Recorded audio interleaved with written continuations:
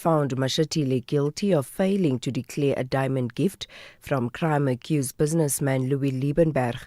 The committee has fined Mashatile 10,000 rand. It has also resolved that Mashatile should be reprimanded in the National Assembly. This revelation emanated from a complaint by the DA chief Whip George Mikalakis in March this year. He says Mashatile deserves a harsher sanction. Although the DA welcomes the fact that the Deputy President was found guilty, the sanction was not harsh enough. It also raises more questions, such as the nature of his relationship with Mr. Liebenberg and the reasons why Mr. Liebenberg felt so generous in giving him or his wife this gift. The DA will continue to ask these questions until we have all the answers.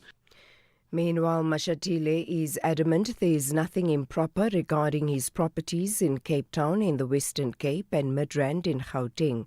They are worth 63 million rand. Mashatile was speaking near Kato Ridge at the official opening of a shopping centre yesterday. People must read.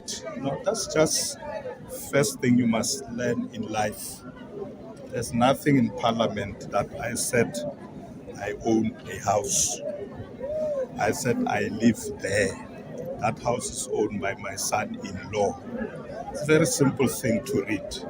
So what's the problem? I don't use government money. There's no government money in those houses. So what are you looking for? It's not government money. So I don't know what are your problems. It's a private home. It's owned by the family. It's not government. So how does government come in? Recapping the top story, new US tariff rates have taken effect for dozens of countries, including South Africa. The countries have not yet reached a trade deal with the US. The rates have been set at 30% for South Africa. For SAFM News, I am Anne Musa. It's a very good morning to you. In your SFM sports headlines, what a way to start Women's Month. Nonkululeko Mhlaba, Queen of the Night at the Cricket South Africa Awards that took place last night. And in tennis action, Coco Gauff survives a 3-set thriller. She advances to the Canadian Open fourth round. Let's bring you details just before 6:30.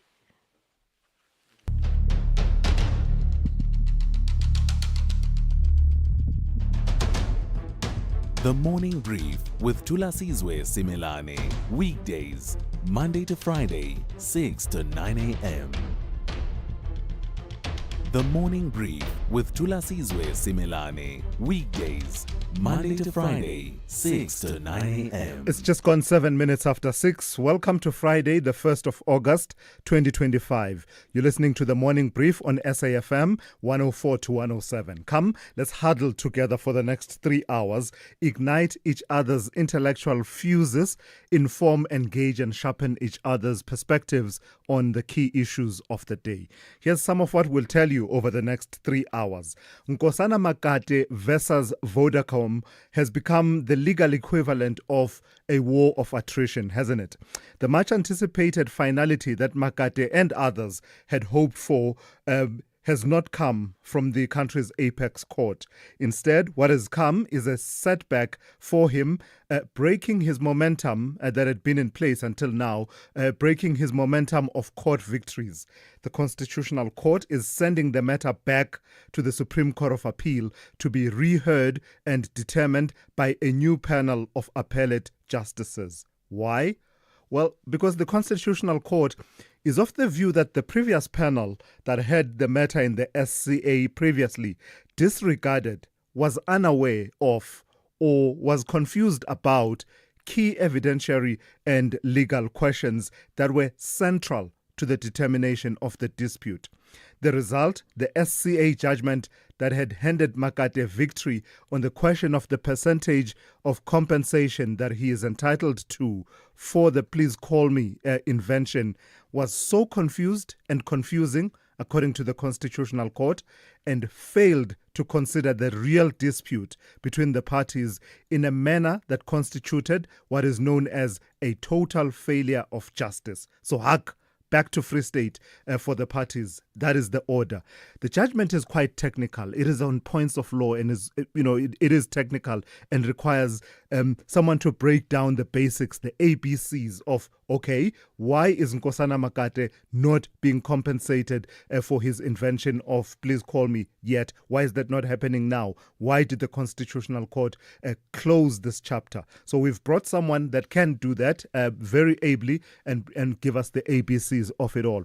We'll be speaking to legal expert Bophelo Seleke, and that conversation will be coming up at the top of 7 a.m. He will give us the ABCs. What do we mean when we say that the Supreme Court of Appeal, according to the Constitutional Court, did not exercise its function of giving it due consideration, failed to give the matter due consideration? What do we mean by that? What do we mean by a total failure of justice? What does it all mean? Where does it leave Nkosana Makate in his battle to be compensated for what has been acknowledged even by Vodacom itself to have been his idea and invention? So we'll have that conversation with Bophelo Seleke at the top of 7 a.m.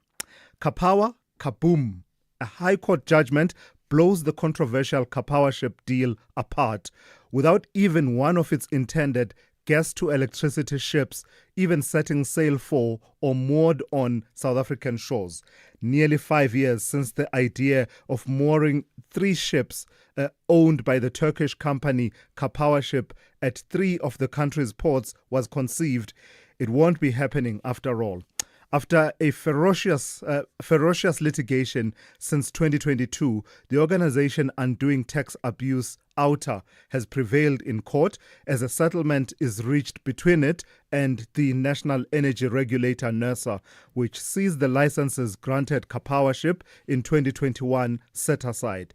Well, Karpowership itself had, in the course of the litigation, withdrawn its opposition to the judgment and the order that has now been made. So it would seem this is the end for what would have been a 200 billion rand 20-year project.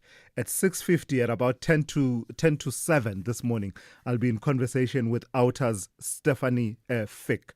That conversation reflecting on the outlines and contours of that court settlement coming up at about 10 to 7.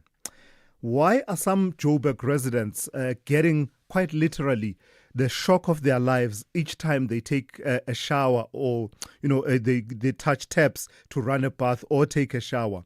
Can you imagine how hair-raising that must be? From high school science or just school science, I don't know if it was high school or primary school, let's say from school science, you know that water and electricity don't mix, right? That's why swimming while there's lightning or touching house plug points while your hands are wet, that's why those are particularly bad ideas. Well, it seems water and electricity have been mixing more often than we realize in the city of Johannesburg. Residents of areas like Randpark Ridge have faced ongoing electrical hazards for over 2 months now, including dangerous electrical currents flowing through water taps and showers. So you touch a tap to run a bath or to take a shower and you get the shock of your life. The same issues have been experienced and reported by residents in other areas, including areas like Lyndhurst in the east of the city. Despite initial intervention, at least in the Randpark Ridge situation by City Power, serious safety incidents continue to occur, prompting public outrage and potential litigation. At about 6:45, Isaac Mangena, who speaks on behalf of City Power, will come through and tell us what on earth is going on. Why are people getting shocked every time they switch on their taps to run a bath or take a shower? Morning Brief team, to your stations please for the takeoff on this Friday, and Musa at the news desk. Rob Byrne on traffic. Zaikan is watching all things sport, including a special message from Dr. Blade Nzimande about the Buccaneers. That will be coming through with Zaikan a bit later on. Melissa Buta has your morning brief in brief. Ndauleng Lechela with insights into the economy, business and markets throughout the 3 hours of the show. And of course, as always, Sipho Mantula with an overview of developments around the continent will be coming through with the Africa update at about 20 to 7. If you want to be a part of this conversation, all these conversations we are having over the next 3 hours, the number to dial 086 000 2032. You can reach me on WhatsApp and send me a voice note. I'm on 061 410 4107. What are we waiting for? Let's get the Friday edition of the Morning Brief underway.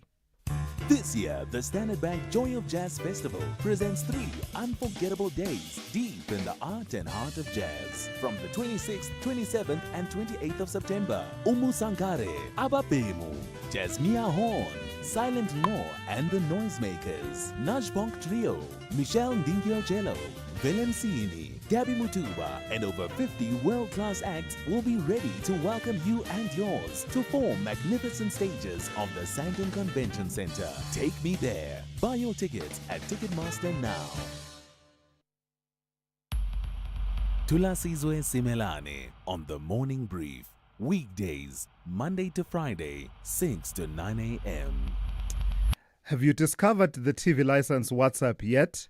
We see you binging reruns, living for the drama, loving the SABC Plus sports replays.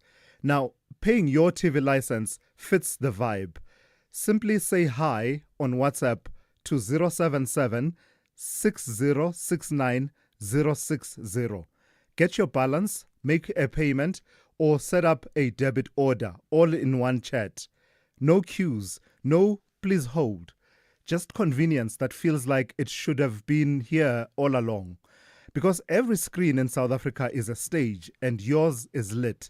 So why wait? Send hi on WhatsApp to 077 6069 060 and get your TV license sorted today. Hashtag your screen, your story. Conversations that you connect with and react to. SAFM. All right, let's get the morning briefing session started with Melissa Puta, who's got your morning brief in brief, just giving you a sense of some of the other important stories that we want to flag and bring to your attention. Melissa, good morning. Let's start with President Ramaphosa appointing our new Deputy Chief Justice. Has appointed Gauteng Judge President Dunstan Mlambo as the new Deputy Chief Justice of the Constitutional Court, effective from today, the 1st of August. The appointment follows a recommendation by the JSC after a public interview process involving multiple candidates. Ramaphosa consulted the JSC and political party leaders before making the decision and formally informed Chief Justice Mandisa Maya. The presidency praised the transparent process and emphasized Mlambo's role in upholding constitutional values and strengthening the judiciary. The position has been vacant since Mandisa Maya became Chief Justice in September of 2024. And it's a ANC National Executive Committee meeting weekend?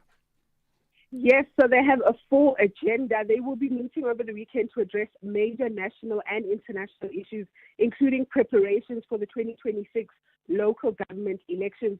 The party is grappling with internal and external crises, such as poor 2024 election results, corruption allegations, and tensions within the GNU.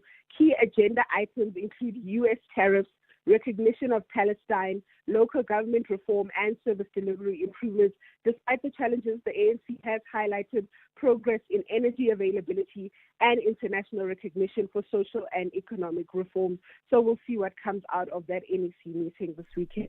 And Professor Firoz Kachalia is taking center stage today? Yes, so the new police minister is set to be sworn in at the Union Buildings today after the Constitutional Court dismissed the MK Party's challenge to his appointment. Kachalia, the first minister appointed from outside Parliament under his administration, replaces Senzo Mchunu, who was suspended amid a corruption probe. The court ruled the MK Party must start its legal challenge in the High Court. Kachalia is a former Gauteng MEC and recent Wits academic retiree. He will be joining President Ramaphosa's cabinet but not parliament. An ad hoc parliamentary committee was also announced to investigate the police corruption allegations. So this will also be interesting to see if the MK party does go forward and how this will maybe change things in the future. Yeah, it will be interesting to see what the MK party does. Do they accept, their failure to get a foothold in the constitutional court and go to the one of the high courts, or do they just let this matter go? That's what we will have to wait and see on. Tell me about, this is another disturbing development in the Eastern Cape, yet another murder, a high-profile murder, and I think it's the second prosecutor in the last few months to be murdered in this way. Yes, so the police in Algoa Park detectives are seeking information to arrest suspects involved in the murder of a female public protector in Gqeberha on yesterday. The prosecutor was shot multiple times while she was in her car by 4 masked suspects in a white VW Polo. The motive and the suspects are unknown at this current stage, and police are urging that anyone that has any information or has seen anything to please contact them urgently. This is a sad one indeed. All right, Melissa, thank you for that. That's Melissa Puta with the morning brief in brief for this morning. Thulasizwe Simelane on SAFM. On the weather front, here's how it's looking. 3 impact-based warnings coming through from the South African Weather Service. The first one is a yellow level 2 warning. It says damaging waves resulting in difficulty in navigation at sea and small vessels at risk of taking on water and capsizing in locality. Those conditions are to be expected between Alexander Bay and Plettenberg Bay, subsiding from Friday evening. Yellow level 2 warning says damaging winds and waves resulting in localized disruptions to harbors and or ports, with small vessels at risk of taking on water and capsizing in locality. Those conditions expected between Plettenberg Bay and Kosi Bay. And lastly, yellow level 1 warning. Damaging winds resulting in localized damage to settlements, both formal and informal, and some transport routes and travel services along the coast and adjacent interior of KwaZulu-Natal, south of Richards Bay in the morning. Let's give you the rest of your weather now. Pretoria will be fine with a minimum of 9 and a maximum of 21. Johannesburg fine 7 to 19. Mbombela fine becoming cloudy in the late afternoon 5 to 19. Polokwane fine becoming cloudy in the evening 1 to 23. Mahikeng will be fine and windy with a minimum of 4 and a maximum of 19. Bloemfontein fine and windy 1 to 15. Kimberley fine and windy 1 to 16. Uppington fine and windy 3 to 18. Cape Town will be cloudy in the morning, otherwise fine with a minimum of 9 and a maximum of 16. George cloudy becoming fine from mid-afternoon 8 to 15. Gqeberha partly cloudy with scattered showers and rain 9 to 14. East London will be fine, becoming cloudy with isolated showers in the afternoon with a minimum of 9 and a maximum of 16. Durban cloudy with isolated morning showers and rain, becoming fine from late morning with a minimum of 14 and a maximum of 20.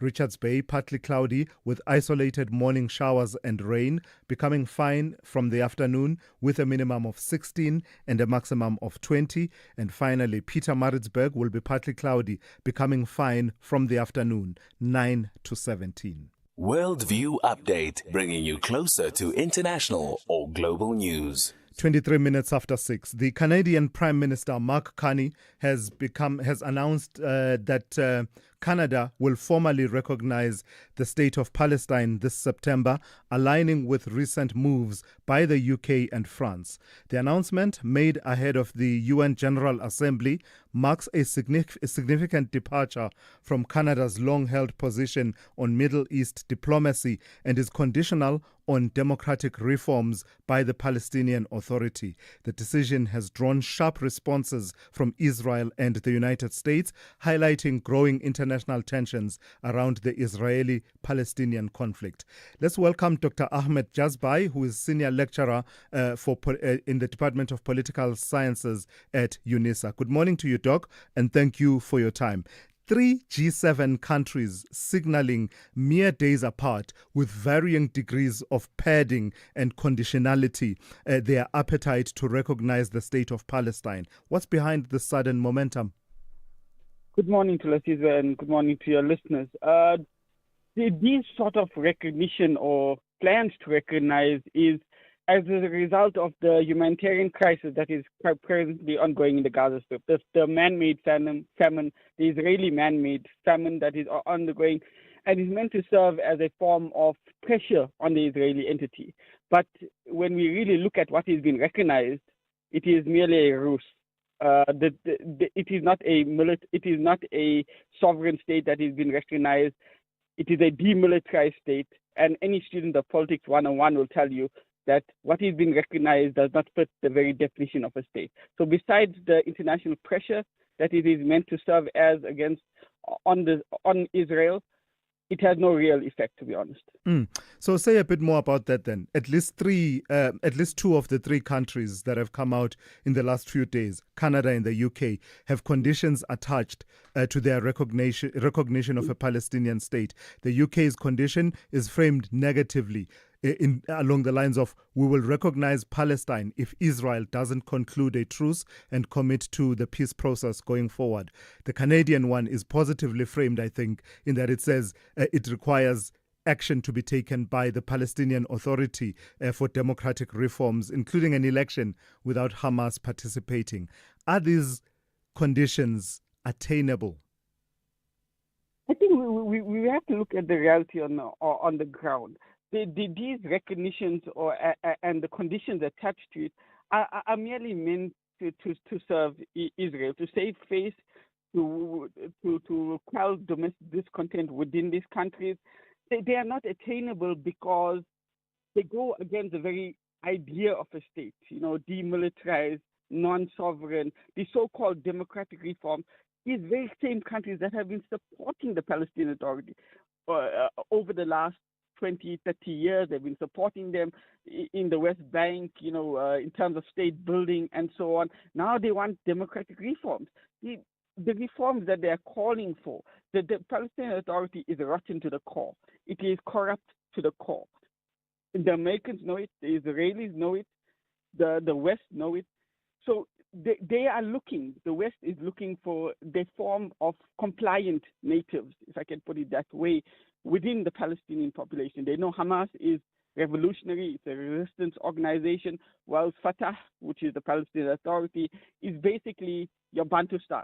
It's basically, Mahmoud Abbas is basically the Palestinian version of Lucas Mangope and the other Bantustan leaders. So what is being recognized and the condition attached to it will not make any difference on the ground. What they recognize, in fact, is a Bantustan that is entirely dependent on the settler colony to function as a client regime. All right, it's meant to provide security to Israel. So it's not really anything to really write home about, to be honest. All right, let's leave it there for this morning. Thank you for your time. That's Dr. Ahmed Jazbai, who is Senior Lecturer for Political Sciences at the University of South Africa. This is SAFM Sport with Zai Khan. Good morning to you, Zai. It's awards season, we've been saying, and the name now today that we're talking about is Nonkululeko Mlaba.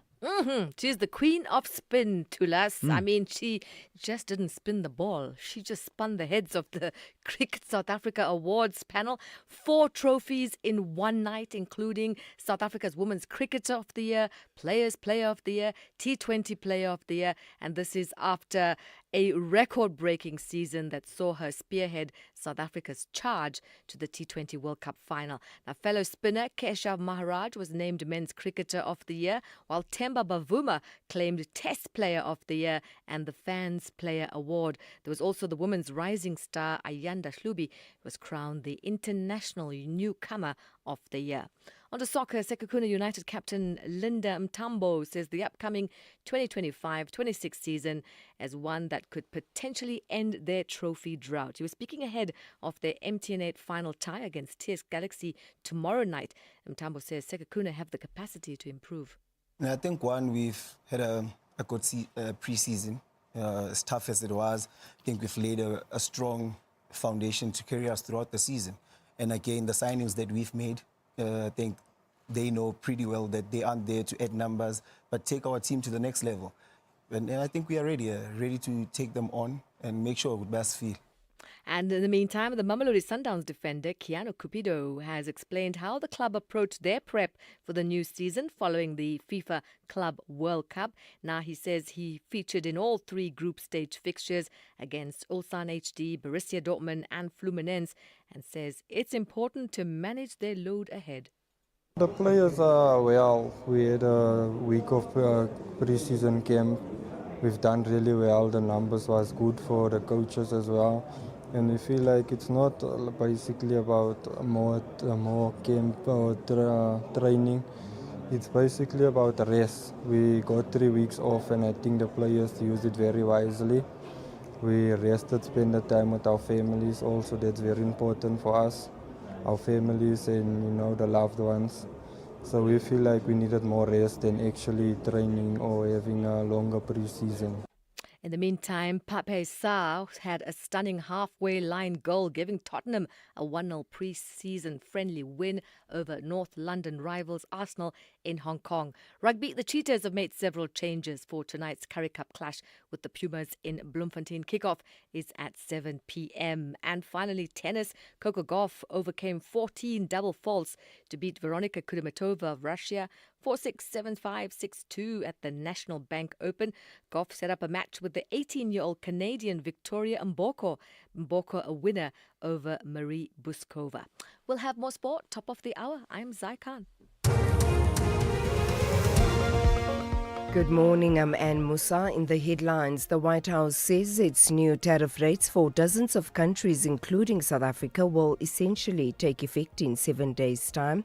It has formalized the reciprocal tariff rates. The rate for South Africa has been put at 30%, India at 25%, and Lesotho and Zimbabwe at 15% each. The Rise Mzansi political party in Parliament says it was hoping the Reserve Bank's Monetary Policy Committee would cut interest rates by more than 25 basis points. The bank made the announcement yesterday. And South Africans have taken to social media to react to Parliament's Ethics Committee's finding against the Deputy President Paul Mashatile. The committee has found him guilty of failing to declare a diamond gift from crime-accused businessman Louis Liebenberg. I'll have details on these and other stories at 7. SAFM, guiding you through the rush hour traffic. Good morning. We started Pretoria with quite a big crash on WFN Como at Manhattan Flats. If you're in that area, sort of coming in from Attridgeville, Lotus Gardens, you may want to take an alternative. That seems like it may be a blockage for some time this morning. WFN Como, Manhattan Flats area. Durban side, looking all right. If you're on that run from Pietermaritzburg on your way down to Durban, it looks fine this morning. If you're heading the other way, the usual stationary truck already with us. Just after Cliffdale towards Hammersdale. So traffic on the way to Pietermaritzburg just starting to backlog. And Cape Town, bit extra slowness on the N2 inbound this morning, coming through from Khayelitsha. Some roadworks just by the R300 causing a slowdown there. The N7 north at Viking Way is quite slow, and the N1 into town busy from Plattercliff Road down to Sable Road off-ramp. With your traffic update, I'm Rob Byrne. The business update on SAFM. All right, good morning to you, Ndauling. For the first update of the morning, we've hit 0 hour, haven't we, in as far as these tariffs are concerned? That's right, Thulas. And US President Trump has now signed an executive order modifying reciprocal tariffs for a number of countries with updated duties ranging from 10 to 41%. The latest tariff rates will start from the 7th of August. Now, the administration said that this is not an extension, but a move that gives U.S. Customs and Border Protection time to implement the changes. Now, even with the trade policies being implemented, Trump expressed openness to negotiating better deals. Countries facing the steepest tariffs include Syria with a 41% rate. Here at home, we are facing a 30% rate. However, some Asian nations that have not confirmed a trade pact with the US will see reduced duties, such as Thailand with a new rate of 19%, down from 36%. The executive order also imposes an additional 40 40% tariff on goods considered to have been shipped to avoid applicable duties, while countries not listed in the order will face a 10% duty. Now, in response to the move, the Department of Trade, Industry and Competition is taking steps to mitigate the impact of the 30% US tariff hike on SA exports. To support affected industries, the DTIC has launched an export support desk, which will provide updates, guidance on compliance, and assistance in finding alternative markets in Africa, Asia, the EU, and Latin America. All right, so while we're facing all of those issues and the exports and the goods that are exported to the US, the price will increase, certainly for American consumers. Demand for iPhones is surging. That's right, Thulas. And this is mostly on the back of front loading. As we know, Apple has had some difficulties when it comes to their production hubs, especially the production hub in China. And so it has been moving some of its production facilities into India. So what we've been seeing ahead of the tariff deadline is a lot of front loading of those iPhones to try and avoid some of those tariffs. And that, of course, driving Apple's second quarter performance. Those numbers coming in upbeat and exceeding market expectations, driven by strong iPhone sales and strategic moves to mitigate the impact of US tariffs. Now, the company's revenue reached $94 billion, a nearly 10% increase from the previous year, also surpassing expectations. iPhone sales, in the meantime, rose 13.5%, and the group's CEO, Tim Cook, attributed about 1 percentage point of the company's 9.6% sales growth to customers making purchases ahead of potential tariffs. Apple has been shifting production to countries like India and Vietnam to minimize the impact of those trade policies. Now, analysts welcomed the earnings, but noted that Apple faces stiff competition from rivals like Samsung in the premium mobile phone market. And they further say that Apple is currently lost in the AI race, with the group delaying the release of an AI-enriched version of Siri.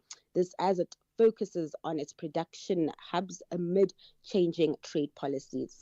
How did we close yesterday, and what tone has been set in Asia? So reflecting on U.S. markets, stocks slipping into the red with investors digesting President Trump's modified tariff rates and the latest big tech earnings.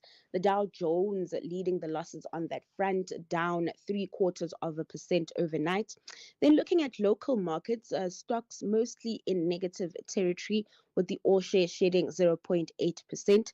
Meanwhile, some positivity coming through with the Financial 15 up 0.9% following the SARB's decision to reduce the repo rate. In the currency scene, the rand taking a beating, crashing past the 18 rand mark on the back of tariff concerns. It's at 18.22 to the dollar this hour. Those tariff worries not weighing on oil as much, with crude prices steady at $70 per barrel. And then lastly, in Asia, markets are in the red as well after Trump modified tariff rates. Investors there are spooked, saying this move raises fears of supply chain disruptions and slower global growth. All right, Dowling, thank you for that first update. Dowling Lechela will be back with more insights for you just after 7:30 here on The Morning Brief. Africa Update on SAFM. For that, let's say good morning to Sipho Mantula. Raz, good morning. Let's start with news coming out of the Sudan. Tell me about what's been happening with the RSF and this parallel government that has been set up. Refreshing morning, Thulas and Jumbo Africa. Indeed, as we welcome the Women's Month, Thulas, I can see you have a tongue twisting there. It's been what I thought Rob and Dowling has been doing, what I call the global traffic of tariffs affecting Africa. But going to Khartoum, Thulas and Addis Ababa, the AU coming very clear, the African Union pushing back, saying that this creation of parallel government only deepens the crisis and threatens to push the peace talks between RSF and the Sudanese army. We know, Thulas, the Rapid Support Force have announced the formation of 15-member governing council, and that's where you find Hamdan Dagalo being one of the leaders of it, and RSF also naming Hassan as the Prime Minister. And this conflict, to us, is said that the army controls Khartoum, while RSF controls most of Darfur and parts of Kordofan. And that's where we see this crisis, to us, that the AU does not recognize this parallel government. And then tell me about this initiative of Abiy Ahmed out in Ethiopia. What's that about? I mean, as far as I understand, Johannesburg is one of the biggest man-made jungles in the urban jungles in the world. It seems that that title may not hold for us much longer if the Prime Minister of Ethiopia has his way. Absolutely, but to us remember, we've been talking about this question: climate change, climate finance, climate justice. Ethiopia is doing what I call reforestation since 2019. You'll remember Abiy Ahmed has been pushing this issue of planting trees.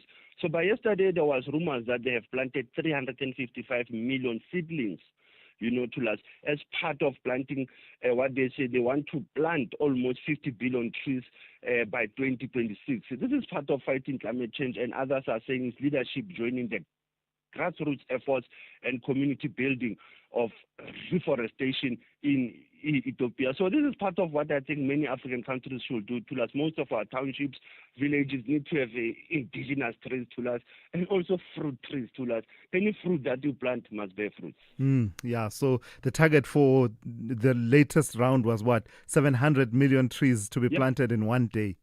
In one day, to us, and others they say they've went 355, and that is correct. I've seen it before. I've done it in Arusha. I've planted moringa in Arusha before, Thulas, by the way. What a massive undertaking, Sipho. Tell me about what's coming out of SADC. The tenure of the Zimbabwean president, Emmerson Mnangagwa, as chair has come to an end, or is coming to an end. Correctly, Thulas, it is coming to an end. We are saying from Zimbabwe to Madagascar. Now, others are questioning his chairpersonship. What has it brought since 2024 now to 2025, handing over to President Andra Rajolina?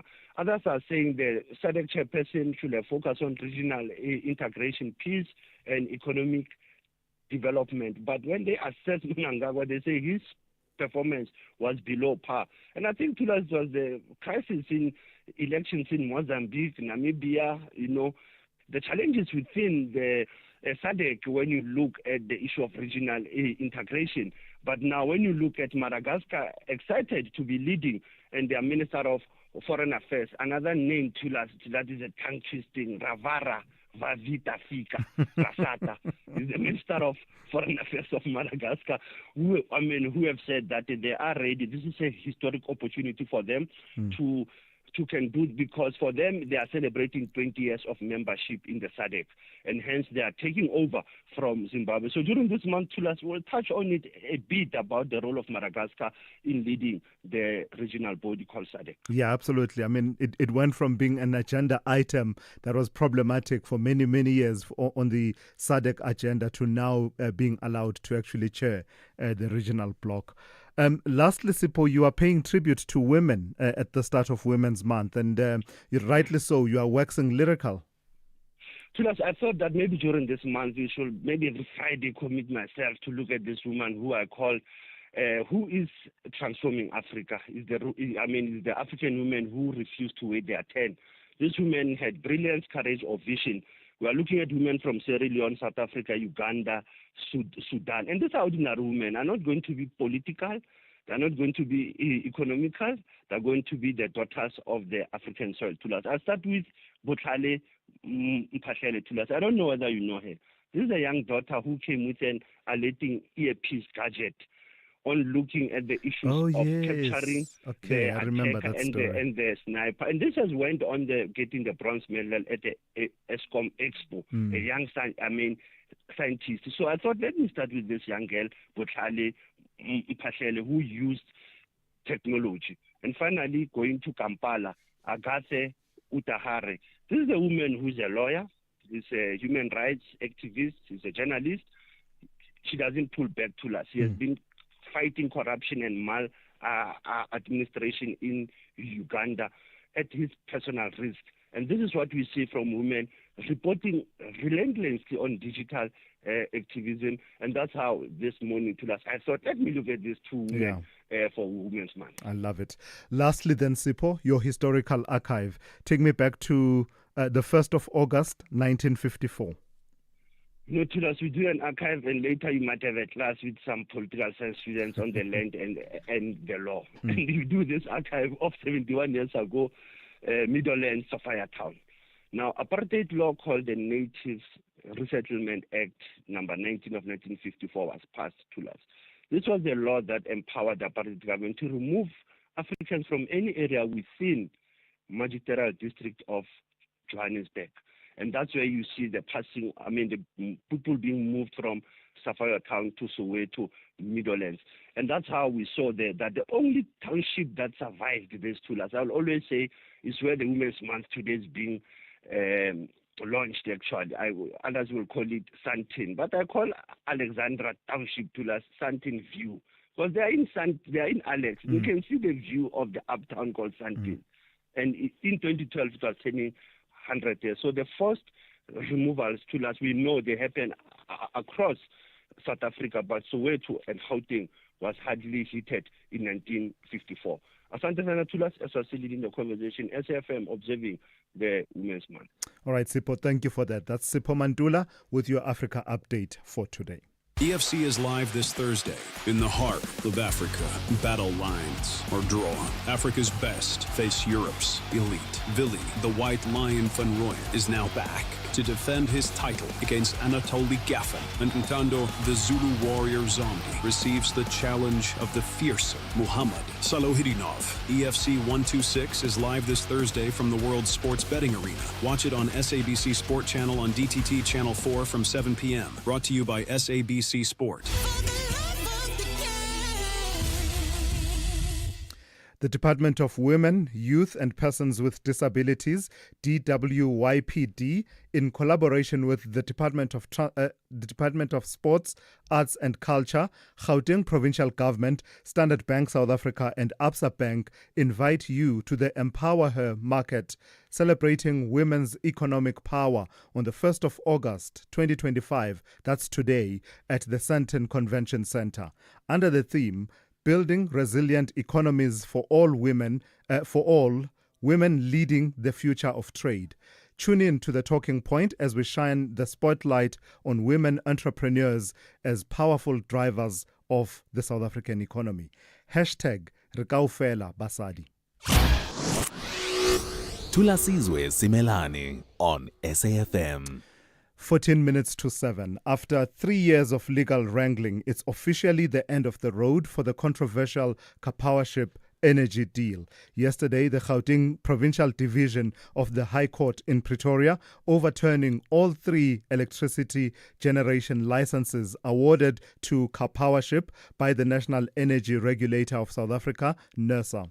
The ruling marks the final blow to what would have been a 200 billion rand plan that would have tied South Africa to a 20-year emergency power supply deal with floating gas ships operated by the Turkish company. Let's welcome Advocate Stefanie Fick, who is Outer Executive Director for Accountability. Good morning to you, Advocate, and thank you for your time. So the way I understand it, this ended up being a settlement between yourselves. Tell me how that came about from the ferocious litigation, but it ended up with a settlement between the parties. Good morning. It was an interesting road because it was a big fight. We had to take them to court to force them, for example, to give us the contents of the record, etc.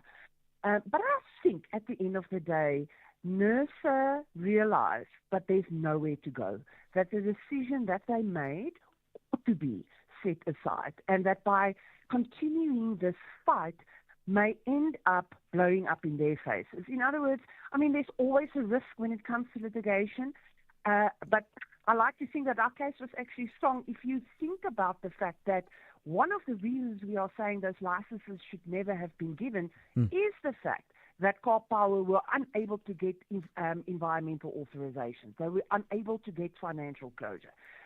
There's a lot of boxes that they didn't tick. So I think NERSA realized if they continue, they will probably end up with another devastating cost order. And we must keep in mind that anything NERSA pays, whether it's negligent or intentional, comes out of the fiscus. Just remind us why this was problematic for you, because this was meant to be part of that risk mitigation independent power producer procurement program, that long phrase, that long acronym, and it was meant to plug the gap in our energy supply and demand situation. So why was it a particularly bad idea? I'm also laughing at all the acronyms. We have a lot of acronyms, and specifically in energy. So in the beginning, I think if you just think about, it was this emergency. It nearly took them 4 years to come to some type of conclusion of the contract, but it was this emergency load shedding. We need, and I think the kicker was, we need these ships at over 200 billion rand over the next 20 years. It is an enormous amount. And come to think of it, we've proven them right in the sense we prove that we as a society is right, because here we sit, no load shedding. We would have had that bill. And you know what would have happened to those costs? They would have put it onto my electricity bill, your electricity bill, everybody's electricity bill, and we would have paid for this very expensive electricity for the next 20 years. And here we sit with no load shedding. And we must remember that amount of electricity we would have gotten from the Karpowers would maybe give us 1-2 stages of load shedding. So it wouldn't have solve all our problems. But there were other nitty-gritties, like, for example, they would buy gas at, the dollar exchange rate. Now, our rand doesn't always perform that well against the dollar.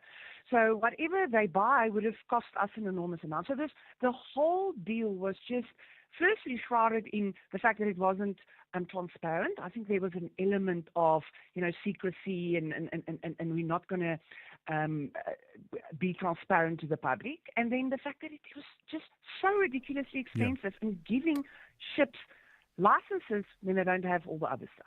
So lastly then, does this signal the end of the road as far as you can read, or is there still appetite for something of this nature? For instance, what happens with Karpowership? My understanding is that they withdrew their opposition in the course of the litigation. Does that signal that there's no room that they could come back and actually challenge the High Court decision? No, there's no room. With the settlement specifically, and it was NERSA's decision. And although there was this whole thing about the Karpowership giving NERSA permission to share some of the documents, that was also mind-blowing, because that's our national regulator, that the strings are being pulled by a company like Karpower. But Karpower SA, as far as we could establish, is in any case litigated. So the ships are not gone, in the sense that Karpower is floating around somewhere, and hopefully the next country they go to, the country will think carefully about the environmental damage this could cause, and also the costs. But in South Africa, I think South Africa has won this fight. I don't think that they will not come back.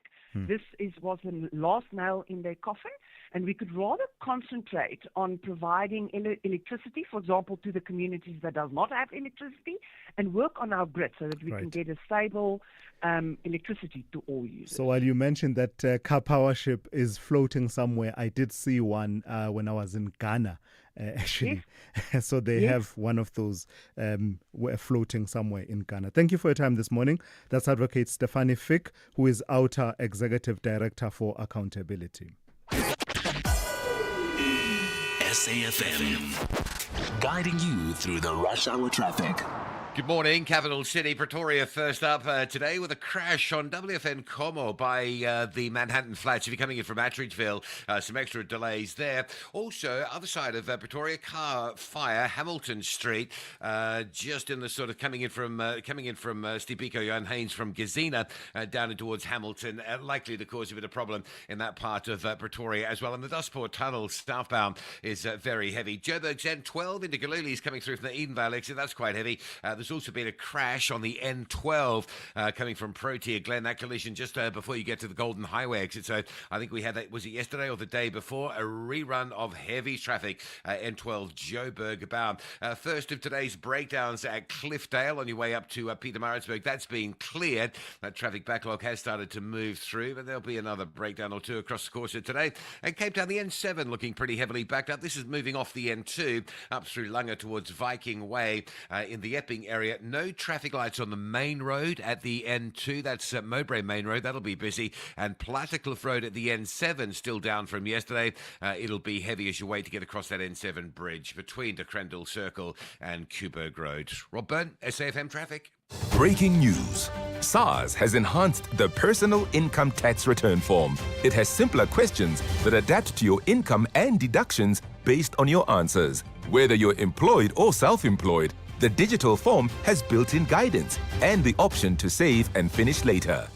Tax matters, so does your time. File with ease on e-filing or the SARS Mobi app today. Go to sars.gov.za. SARS, at your service. Taifa Stars have a big task to open the curtain with victory for East Africans. But the Stallions want the final whistle to elevate them to the summit in Group B. This is the Total Energies African Nations Championship 2024. Catch Tanzania versus Burkina Faso this Saturday, 2 August at 7 p.m. Live at your fingertips on SABC Plus. Proudly brought to you by SABC Sport. For the love of the game.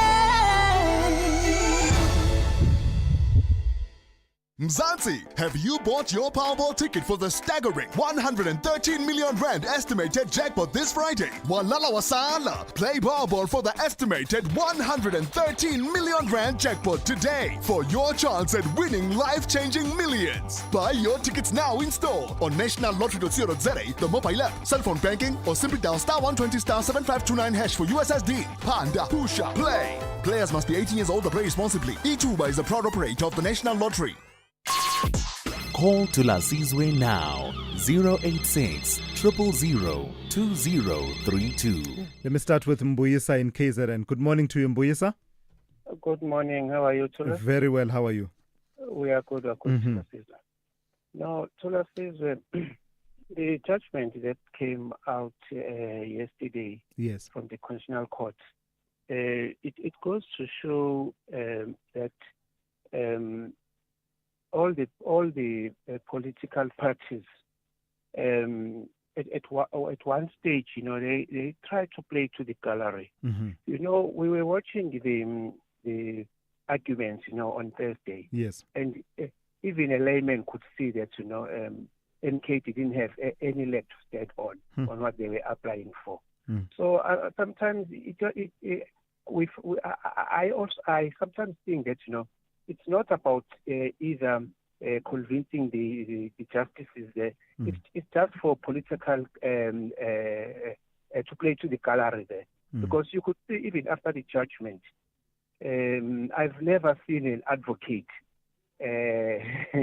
having to comment, on the judgment.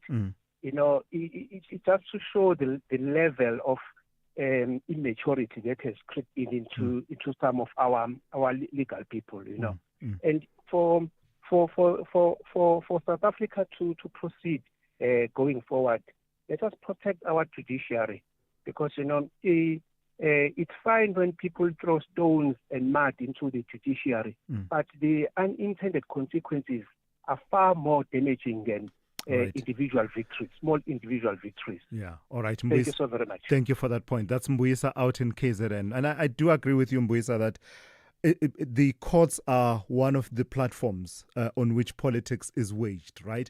So if and I think this point was made by the commentator Makosini Mkitjwa, that had the MK prevailed, they would have been able to say to their supporters, look at this man, Cyril Ramaphosa, constitutional delinquent. Now that they've not succeeded, it still has a messaging benefit to them in that they are able to say that, but we told you that these courts are problematic, the judiciary is problematic, and Cyril Ramaphosa is being shielded at every turn. So it's not just the MK party. I think all the political parties do use the courts and litigation as one of the strategies. And I think I was talking about it yesterday, that it's one of the multiple platforms at which, politics can be waged. It helps you to cast your opponent in a bad light, right? Especially if you come out victorious in your litigation. Bramoro in Mangaung, good morning to you. Yeah, good morning, sir. How are you? Very well. How are you? I'm good, thank you. We are crying over Donald Trump's decision to impose taxes on us. It's a good decision, if you ask me. It's for the betterment of America. We are sitting in Africa that we have intercontinental free trade, but we are not making use of it. You can give us the statistics of MTN, DSTV, etc., Shoprite performance in South Africa as compared to West Africa. If you can check, majority of their profit is coming from Nigeria, Ghana, etc. So that tells us that there is more demand for South African product in Africa as compared to Europe. America has a lot of companies that they can produce almost everything that Africa needs. Africa are lacking it. So why can't we rather broaden our base in Africa? Very quickly, Bramoro, very quickly before I hit news time, answer that question for me. Why is intra-African trade not able to gain the momentum that we wanted to gain?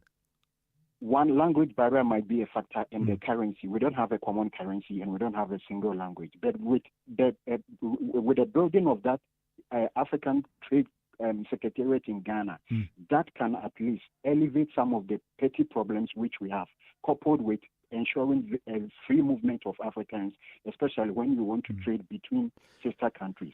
That is the only problem that we are experiencing. If we are able to put things in place, we can mitigate against it. For the sake of time, thank you for the show. Thank you, Bramoro.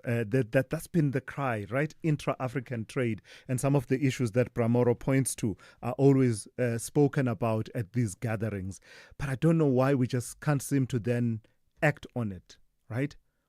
Why is it so difficult to act on it and actually break down these barriers that we've already identified among our countries on the African continent? 7 a.m., let's go straight to N. Musa with the latest news. Outsurance will go out of their way to try and save you money on your car insurance. If they can't, ask for 500 Rand. Time to switch and save. Call 08600 60,000 today.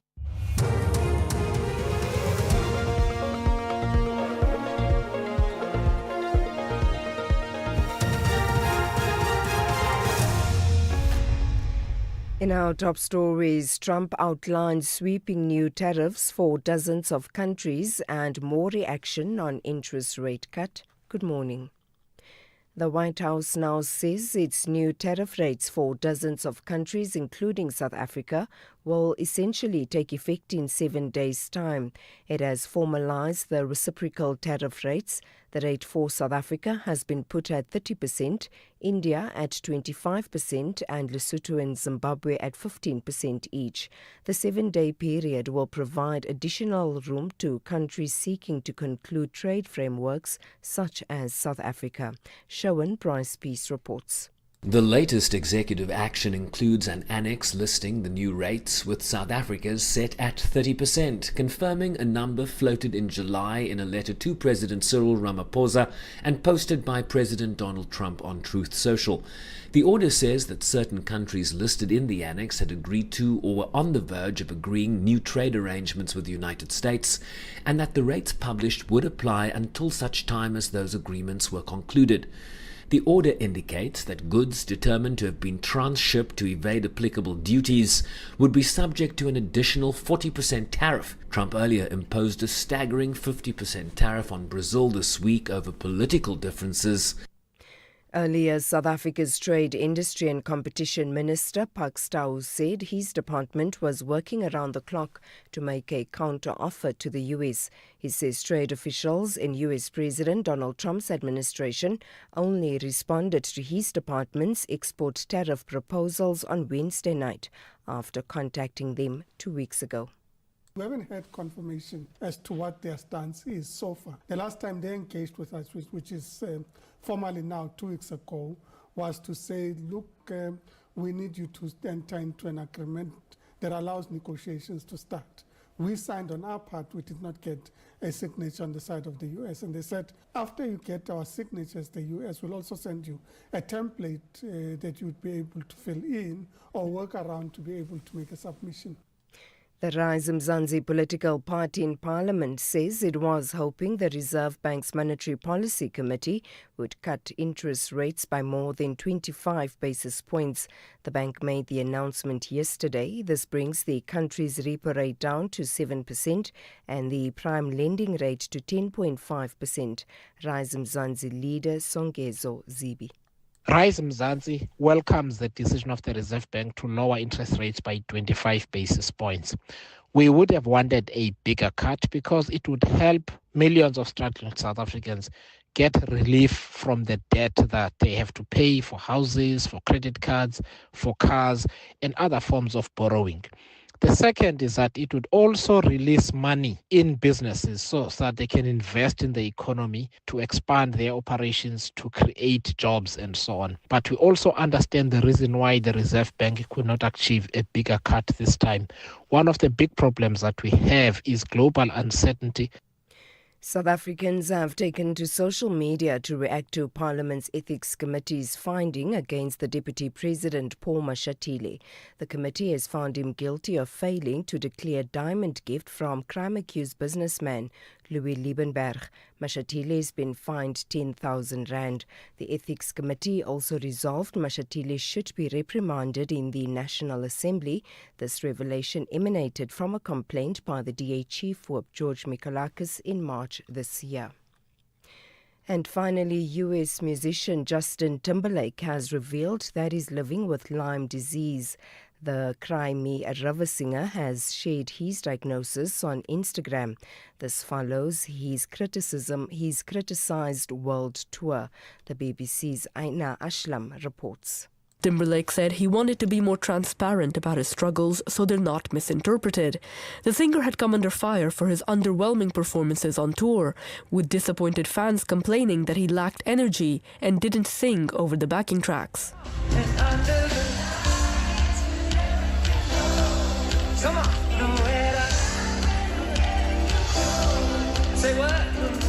Some dubbed it a karaoke tour. Justin Bieber, Shania Twain and Avril Lavigne are among other singers to have struggled with Lyme disease. Recapping the top story, the White House now says its new tariff rates for dozens of countries, including South Africa, will essentially take effect in 7 days' time. It has formalized the reciprocal tariff rates. For SAFM News, I am Anne Musa. Outsurance will go out of their way to try and save you money on your car insurance. If they can't, ask for 500 Rand. Visit outsurance.co.za today. You always get something out. Have you heard the latest news? Vincent, a 40-year-old man, wanted to save money on his car insurance premium, so he got a quote from Outsurance. Vincent now saves a massive 990 Rand a month on his 2022 Ford Ranger 2.2 litre. Get a quote today. See how much Outsurance could save you on your car insurance. Call 08600 60,000 or visit outsurance.co.za. You always get something out. Licensed insurer and FSP. T's, C's and information online. It's a very good morning to you in your SFM Sports Headlines. It's rugby. The Springbok women, they welcome key players back for their final World Cup warm-up.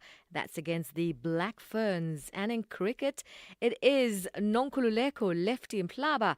That's the name on everyone's lips at the Cricket South Africa Awards. Details just before 7:30.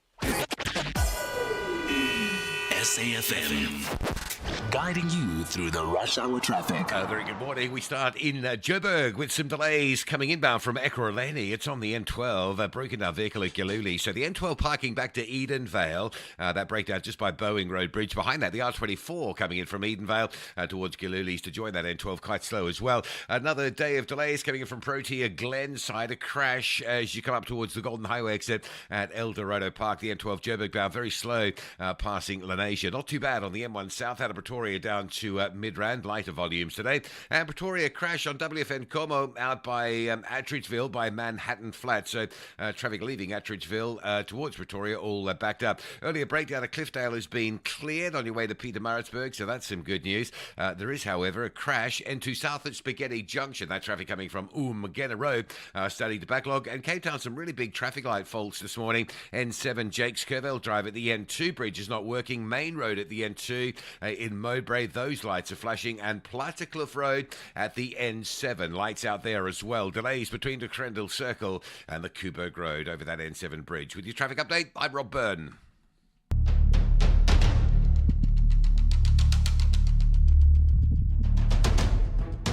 The Morning Brief with Thulasizwe Simelane. Weekdays, Monday to Friday, 6 to 9 a.m. The Morning Brief with Thulasizwe Simelane. Weekdays, Monday to Friday, 6 to 9 a.m. Hey, good morning, folks. We are into the second hour of the Morning Brief here on SAFM 104 to 107 nationwide. We are, of course, live on our YouTube channel, SAFM Radio, and also live on our Facebook as well as on X on those pages. You can follow us as well. So we've got a lot that we wanted to cram into this half hour. So let me get straight to it then. Starting with that court case coming out of the Constitutional Court yesterday. The Please Call Me compensation saga between Nkosana Makate and Vodacom has taken yet another turn. The Constitutional Court ruled in favor of Vodacom in its appeal to the Apex Court, setting aside a prior judgment by the Supreme Court of Appeal which had been in favor of Makate. Instead, the Apex Court has ordered the matter be remitted back to the SCA to be reheard by a new panel of judges. While Vodacom has welcomed the decision, Makate has expressed his disappointment that the country's highest court did not deliver a final verdict after nearly 2 decades of litigation. So let's speak to independent legal analyst Bophelo Seleke, who joins me now. And part of the reason we invited you, Bophelo, is that as I was watching it, I got the sense that, I can follow and understand what the point was about. But I could tell, though, that it is a rather complex technical point of law that decided this matter one way or another. So we brought you in to try and break it down for us, for all of us to be on the same page. What's your best answer to the question of why did the Constitutional Court give the finality that was expected of it in this Makate versus Vodacom matter? Well, good morning. Good morning, Thulas. I think for quite a number of reasons, the matter, if you remember, had come to the Constitutional Court twice. The first time being in 2016, where the Constitutional Court had ruled that Vodacom was indeed bound by an agreement to compensate Makate. And they ordered that negotiations, and if they indeed did fail, Vodacom CEO was to step in as the decider. And now we do know that they did fail. On the premise that Makate wanted 20 billion or so, and Vodacom at the time had offered 10 million.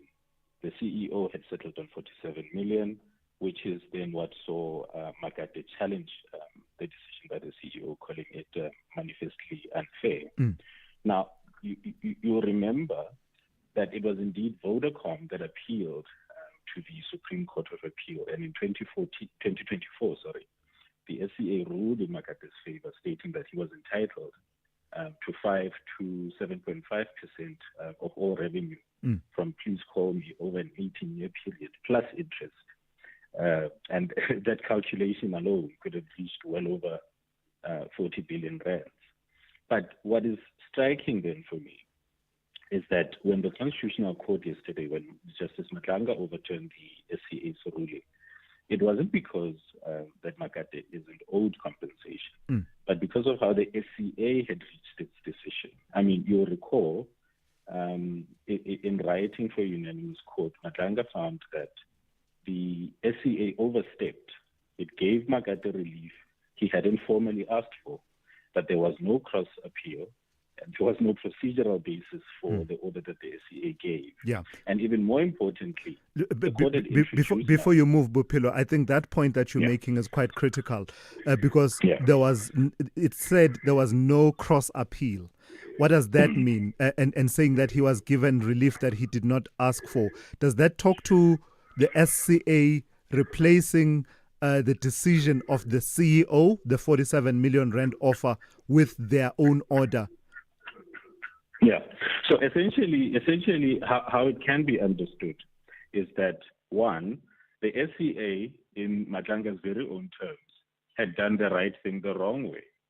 What Makate initially had sought in the SCA bid was to say, here is a model that I've come up with. It's 9A and 9B models, and I think they went into extensive lengths to explain how they derived the calculation.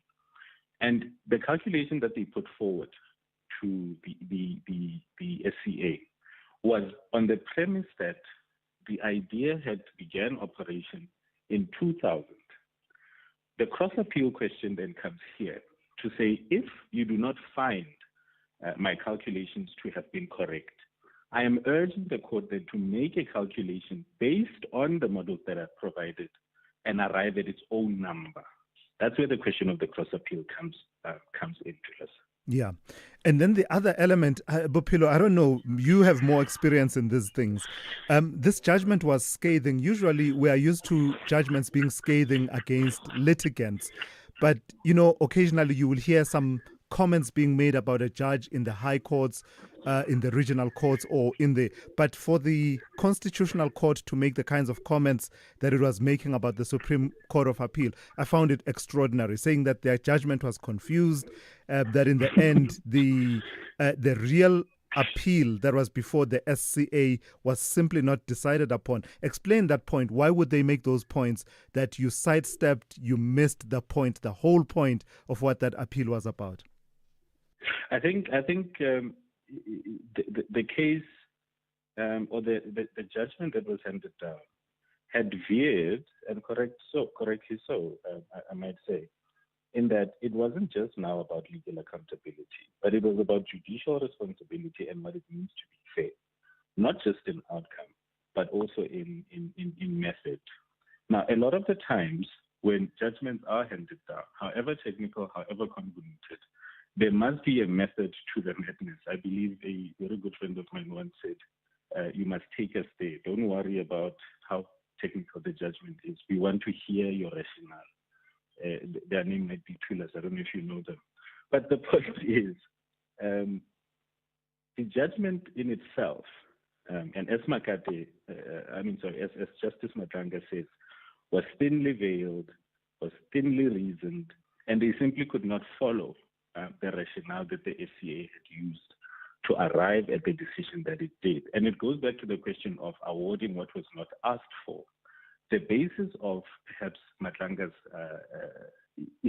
ire or irritation was that you had the facts in front of you to do what you are being asked for, in the sense that deal with the matters that are at hand and award what you think is justiciable. Do not veer off. For example, Matlanga has a serious problem with the 5 to 7.5% framework that the SCA has put forward. Why is that a problem? It's a problem because the Constitutional Court in 2016 had already decided that Makate is deserving of an award.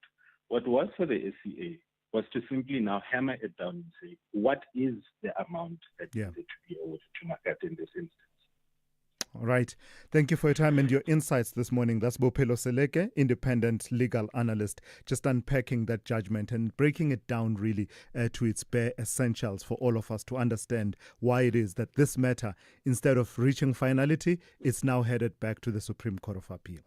The Atlas Lions are roaring to grab a win in their tournament opener. Meanwhile, the Angolans refuse to bite the dust.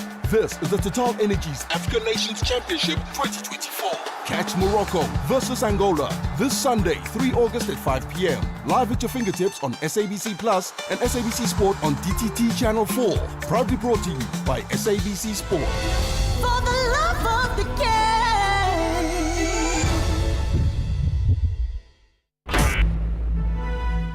who says talking never solves anything.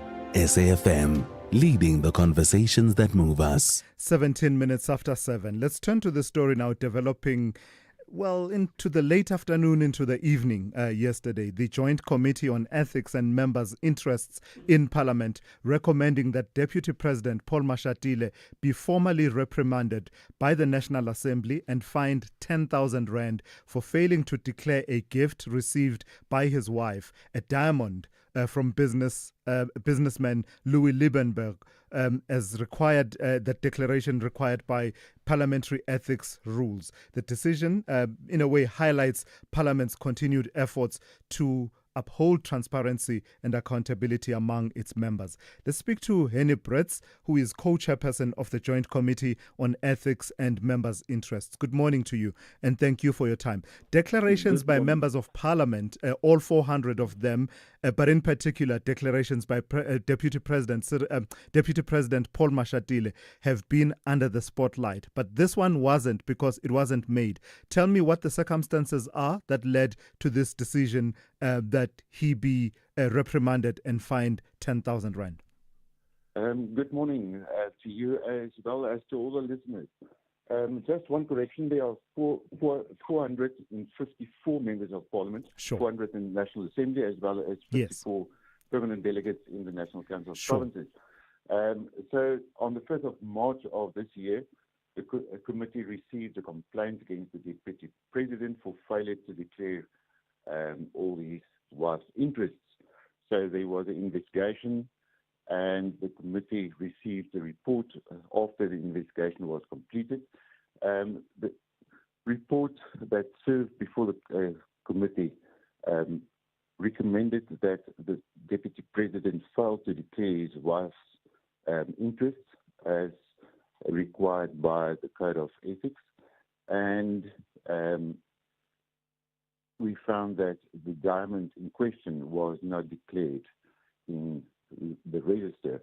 The committee deliberated and subsequently found that the President failed to declare the diamond in the members' interest. Did you engage with the Deputy President as to the reasons why this diamond was not declared? I mean, it would have gone, from your explanation, into the confidential part of the Register of Members' Interests, in that it relates to a close family member. That is correct.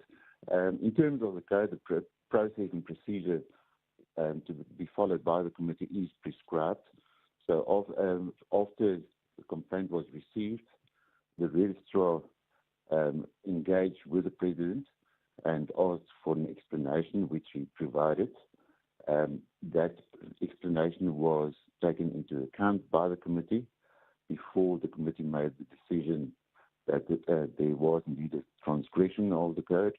And after the decision was made, the Deputy President was engaged again by the registrar to submit mitigating circumstances before we recommended a sanction to Parliament. What was the explanation? The first explanation, the Deputy President gave the explanation that indeed his wife received the diamond, but the diamond was not yet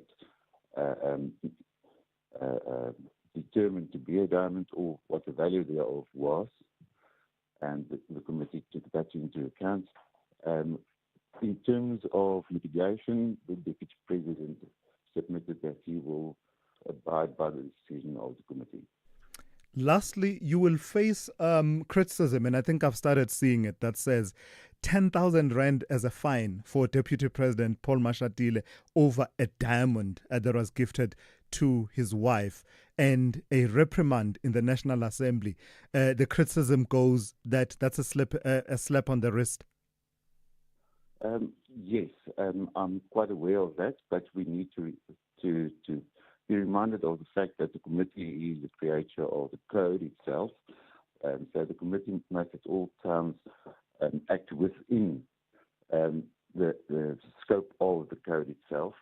And in terms of item 13.3f, read with item 16.182 of the code, sanction is prescribed by the code. In the case of a first offence, it is prescribed being 10,000 rands and a reprimand in the house. The committee found there's no compelling reasons to treat the Deputy President as Member of Parliament differently just because he is the Deputy President. The fact remains that we found that it was his first offence of this nature. And lastly, the other issue that's been, hovering around the declarations by Deputy President Paul Mashatile has been this issue of these two properties, one in Constantia and another one in Midrand, which he lists under ownership in land and property, but with a qualifier that says they are family homes. What have you made of that debate? That he basically says they are owned by his son-in-law and son.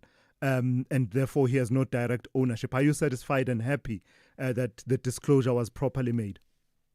Well, at this very moment, that issue is not before the committee, so I'm not in a position to make any comments regarding that issue that only recently started to circulate.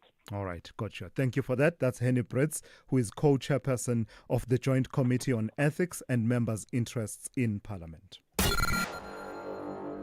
The Morning Brief with Thulasizwe Simelane. All right, let's turn to this now. Recent disturbing cases of child abuse and neglect in this country have ignited public outrage and raised urgent questions about child protection and community safety. For example, the Action SA MP, Darylyn James, has sharply criticized inconsistencies in the murder case of 11-year-old Jaden Lee Meek, casting doubt on the credibility of the accused mother. Meanwhile, another harrowing case emerged in Johannesburg where a 4-year-old boy was found being encouraged to smoke drugs, leading to multiple arrests and calls for justice from the community. Let's speak to Darylyn James, Action SA MP. Good morning to you and thank you for your time. You talk about inconsistencies. What do these recent cases tell us about, one, the systemic failures that occur in terms of the protection of children, but also how we respond when there's been a failure of that nature? Good morning and thank you for having me. Apologies for the noise. I'm just en route at the airport here. I think this is a clear indication that what is happening within the state in terms of lack of resources has a grave impact on our communities. Firstly, allow me to highlight the shortage of social workers. We are encouraging communities to step up, to step forward, like we've heard with the Jaden Lee case, that there were allegations that he was being abused and no one said anything. But even if communities do step up, we find that these children are placed back in the care and custody of the perpetrators, also because the department doesn't have enough places of safety for children who are at risk. I also find that in many of these communities, like we had with the Jocelyn and Kelly case in Saldanha Bay, like we've had with Jaden, and like we now have with this 4-year-old toddler, these aren't isolated cases. There are many more children that are at risk whose lives are in danger. When we highlight one case in a particular community, I ask myself, what are we doing? Are we deploying resources? Do we empower the community on what to do, where to go? When they notice that a child is being sort of neglected, or this, like in this case, a child has been groomed. You can see that child wasn't even coughing and smoking drugs. What can the community do? So we see the ongoing systemic failures have a grave impact on the family unit itself right now, because here you have parents that are allegedly both on drugs, and now you have a minor, and you have the remainder of the kids, all four the other kids basically with family members and basically in foster care. What's your assessment of how state agencies such as the prosecuting authority and others holding up against the pressure and agitation from society when there's a case like the ones that we've highlighted, including the case that we saw recently of the killing of Likona Force, where the state has had to withdraw charges? How are they holding up in terms of entrenching systems of justice and accountability while working against the agitation of communities that want to see justice and want to see justice now? The state is definitely, and NPA is definitely not holding up. Just the other day, I was in conversation with the FCS head of Gauteng, and we spoke about the number of cases that is being struck off the court roll pertaining to children who have been violated, gender-based violence cases, as a result of the shortage either of social workers that are requested at times to come and sit in court for 4 days to give their side of the story and to testify. That isn't happening. We see the court roll just growing and growing. And we also see a lack and loopholes within statements that are also given. I just find that not enough attention is being given to these cases. I also think that at this point we need to have a specialized court that deals specifically with children, that we see children are affected and women because it is on the rise and because it is a great concern to us as the country and communities. All right, let's leave it there for this morning. Thank you for your time. That's Darylyn James, who is Action SA Member of Parliament. This is SAFM Sport with Zai Khan. Zai, I know that you've got something specific you want to talk about that's in your bulletin, etc. I don't care about that. I care about you rubbing shoulders with the who's who in the world of science and the arts and the likes. And you have a special message from one Dr. Blade Nzimande. It's a Prof. Blade Nzimande now, okay? So he's the only prof who can split the atoms and also split the opinions. Because last night he gets on stage and he says, Zai Khan, tomorrow you better tell the world that Orlando Pirates are going to win the league this year. Are you agreeing with him? No, but anyway, that's his opinion in one sentence. But yeah, he listens to you, Thulas, and he loves it. He thinks what you say is the gospel. I said, please, no. Don't, Yeah, no, that's not advisable. Anyway, let's get serious. We've got the Springbok women. They are locked and loaded for their final match before the Rugby World Cup. They face the Black Ferns in Athlone tomorrow. The coach has recalled big names, Ayanda Malinga, Daniel Lochner, as well as Lindelwa Gwala, bolstering a squad that shows promise against Canada and New Zealand with Captain Babalwa Lacha at the helm. The team is sharpening combinations before heading to England next month. More rugby. The Sharks are refusing to release junior box flank Bato Hlachani to the Lions before the end of his contract. It's reported that Hlachani would join the Lions after the Currie Cup in time for the start of the URC campaign, but the Sharks' chief operating officer, Novashni Hlachani, says that unfortunately he will be part of their 2025 squad. Now, he was not amongst the several junior box named in the Sharks match for the clash against the Bulls at Loftus. Let's go to cricket. The Protea star Nonkululeko left Team Mhlaba, dominating the Cricket South Africa Awards, scooping 4 major honours, including SA Women's Cricketer of the Year, Players Player of the Year, and T20 Player of the Year after a record-breaking season. We also had the women's rising star, Ayanda Hlubi, crowned International Newcomer of the Year. Now, fellow spinner Keshav Maharaj was named Men's Cricketer of the Year, while Themba Bavuma claimed the Test Player of the Year and the Fans Player Award. And finally, Formula One news coming in, and it's Max Verstappen who has squashed all the rumours about his future, saying that he will be definitely staying with Red Bull for next season. But for me, it's always been quite clear, and also for next year. I'm discussing with the team already the plans, the things that we want to change for next year. So that means that I'm also staying with the team for next year. And if my boat is next to Toto's, then the boat is next to Toto's. You can have a personal relationship with someone, even if you don't have a working relationship with someone. Well, from the podiums to pit stops, we'll be back top of the hour. I'm Zai Khan. Good morning, I'm Anne Musa. In the headlines, President Cyril Ramaphosa will swear in Professor Feroz Kachalia as acting police minister at the Union Buildings in Pretoria this morning.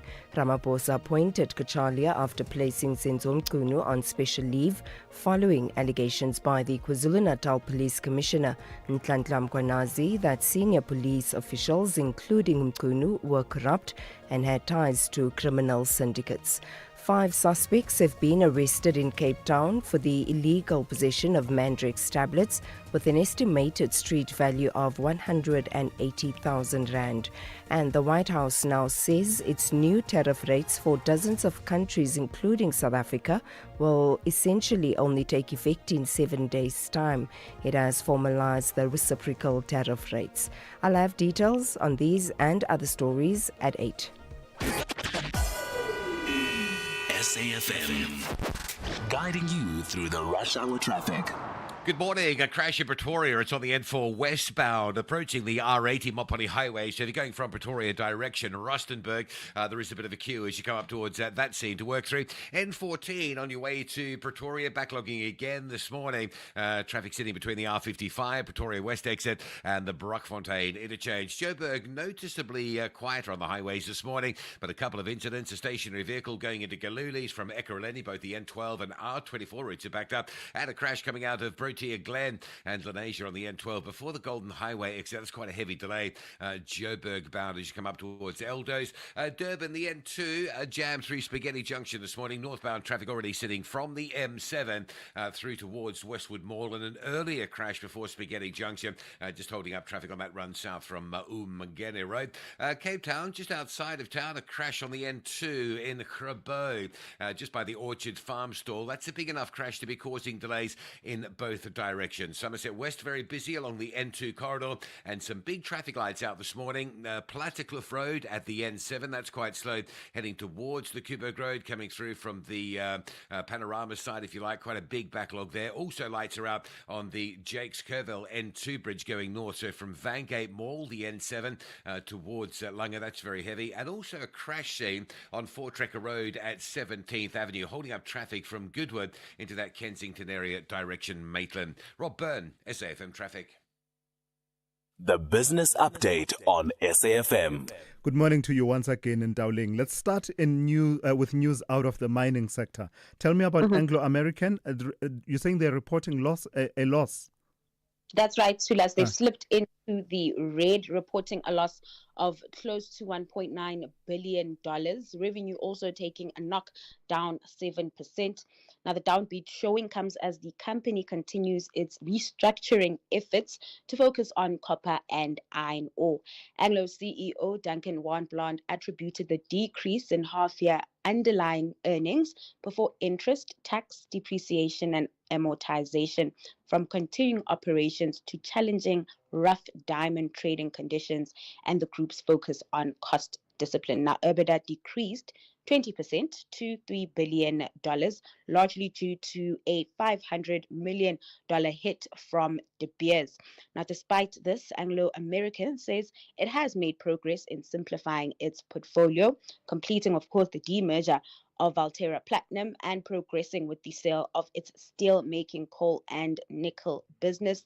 The company expects to strengthen its balance sheet once the proceeds from those transactions come through. And then I think we touched on this story, AB InBev. Tell me about them noting this decline in beer sales in key markets. So beer sales declined more than expected in the second quarter for the group, driven by weak demand in Brazil and China. Now, the world's largest brewer by sales reported a near 2% drop in volumes. Brazil saw a 9% decline in sales volumes, while China experienced a 7.4% drop, with AB InBev struggling to keep pace with rivals in the region. Despite this, the company reported revenue and profit growth, with a 6.5% increase in profit that beat forecasts. The group's CEO, Michael Duqueiras, attributed Brazil's poor performance to unfavorable weather conditions that extended into July, but expressed confidence in the company's ability to deliver growth in the region in the second half of the year. Rival Heineken, you mentioned that we spoke about this. They also reported cautious volume growth due to tariff uncertainties, which impacted its beer sales in the US and other key regions. Despite AB InBev's revenue and profit growth, markets were quite disappointed with the numbers, sending the shares 10% lower in yesterday's session. Lastly, Dowling, how are the markets looking at this hour? Kicking things off in Asia, stocks in negative territory this morning as Trump's tariff deadline sours sentiment. The Japanese Nikkei taking the biggest hit, down 0.6%. The same sentiment filtering through to the US with futures in the red. Investors on that front are also eyeing jobs data, which is out later today. And then coming back home, the JSE closing mostly in negative territory, the all share declining 0.8% in yesterday's session. Looking at currency markets now, the rand starting the new month on the back foot following tariff shocks. It's sitting at 18.23 to the greenback. Then activity in oil markets pretty muted at this point, with prices holding steady at $70 per barrel. Right on the money once again, as she always is our Ndauling Lichela. Thank you for that, Ndauling. We'll talk to you one more time just after 8:30 for the last update of the morning. Iman, can you believe my Gogo reads with me every single night? My dad plays soccer with me. But my dad walks me to school every single day. My mom works all day and I love it when she arrives home and gives me a big squishy hug. Oh man, we're so loved. What did you do today? Visit holdmyhand.org.za. Together, we can change their future. This is an SABC supported initiative. Keeping your family healthy this winter can feel like a daunting task. Try the Lung Shield range. It includes capsules to support healthy lungs and immunity, a syrup for kids that supports the immune system and promotes lung health, and an effervescent with 13 essential ingredients to optimize immune function. Put your family's health first this winter with the Lung Shield range. Available without a prescription at leading pharmacies. Lung Shield, prescribed by doctors, recommended by pharmacists.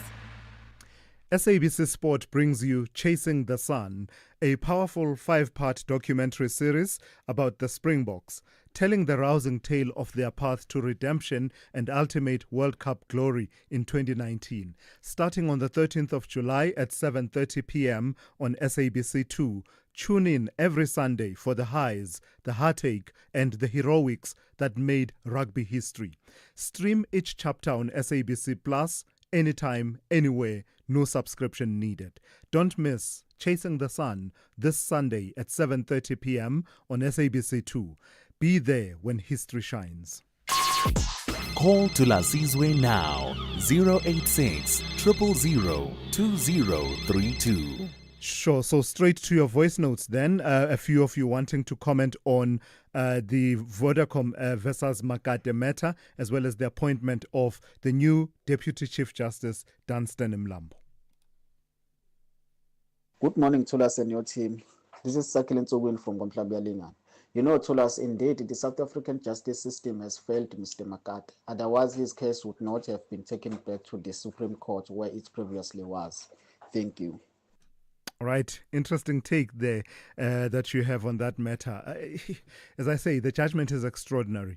It is scathing. And I was saying to Bophelo Sileke that it's scathing not against one of the litigants, which is what we've come to expect. That, you know, they say, this litigant was not proper before the court and didn't play open cards. No, it is scathing against one of the higher up courts of this country, an appellate court, the Supreme Court of Appeal, yet the Constitutional Court not holding back at all in its criticism of the SCA panel that presided over that matter. You should read the judgment. Some of the sentiments there, basically saying it's confusing. They reached a conclusion and a decision and gave a remedy that was not even asked for, that Makate did not ask for, and basically substituted the decision of the CEO. Instead of remitting it back to the CEO to say, make a proper decision on this compensation, the SCA decided to just, almost go off on its own frolic, really, if you read that judgment from the Constitutional Court. Let's hear what this person has to say about the new Deputy Chief Justice, Dunstan Mlambo. Good morning, Thulas and the listeners. This is Nati from Cape Town. With the appointment of Deputy Chief Justice, I think Cyril Ramaphosa is rewarding his guys. Mr. Mlambo, or Judge Mlambo, is the one who sealed the bank statement for CR17 campaign. We all know that. And then even former Chief Justice Zono was given that position after he exonerated Cyril Ramaphosa for the appointments that he made, as he was the one who was a head of deployment for ANC during Zuma's tenure on state capture. Thank you. All right, thank you for that. So that's the political criticism of the decisions taken in terms of the constitution by the president. And it's only natural. It was always going to happen that you would have that kind of political interpretation that sees it, as you put it, as a reward by appointing the new Deputy Chief Justice. And I think criticisms of this nature are only natural.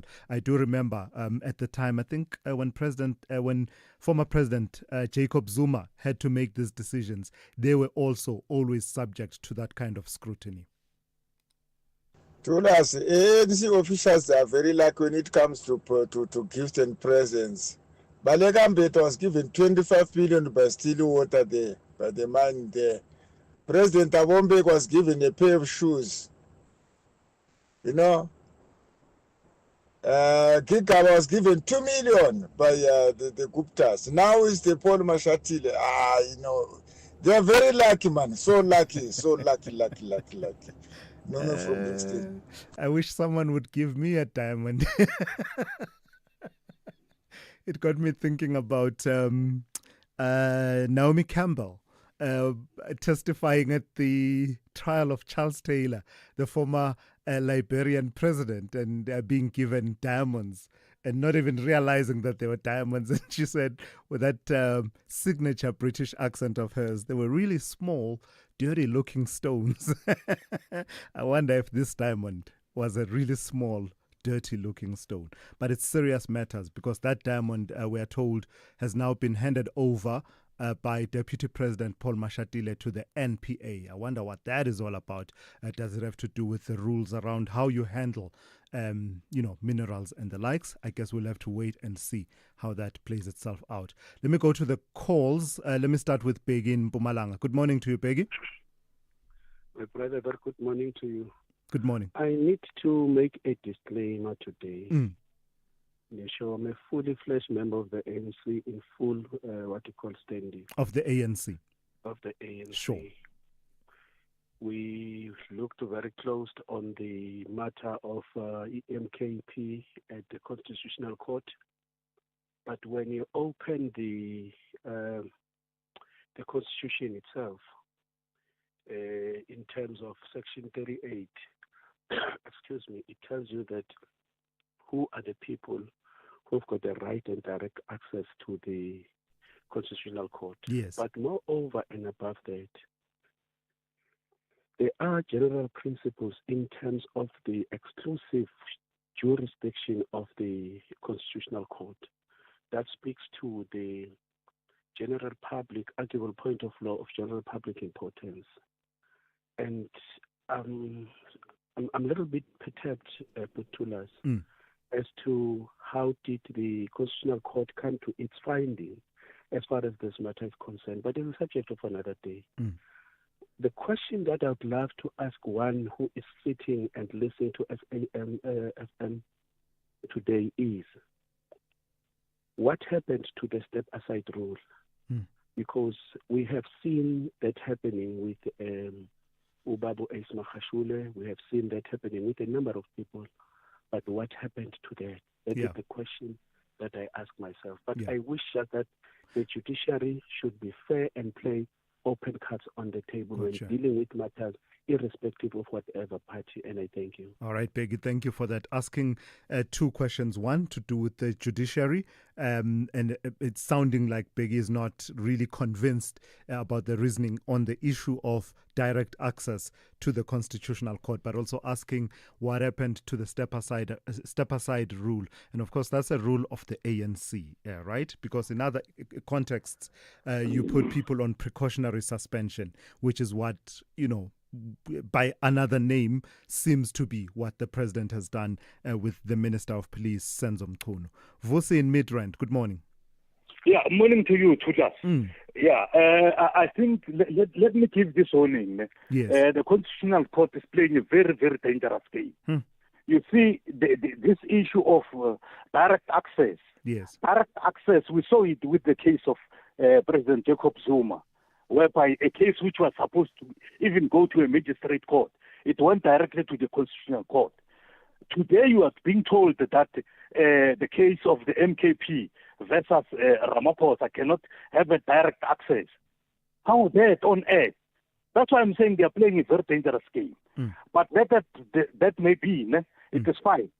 MK, they're still having a very watertight case. Make no mistake. I see there was this other caller want to undermine Advocate Talimpofu. Make no mistake. Talimpofu is one of the black intelligentsia. When you talk about black excellence, you talk about the likes of Talimpofu. Don't make that mistake once in your life. Yeah. Talimpofu is one of the finest you can ever find in this. So we haven't seen the last of this case. Yeah. No, We're still gonna they see will more. go back. Yeah. They will go back and start again and come again. But the unfortunate part of it, it's supposed to be urgent because you see the manner in which Ramaphosa is running so quickly. It's trying to close the loopholes.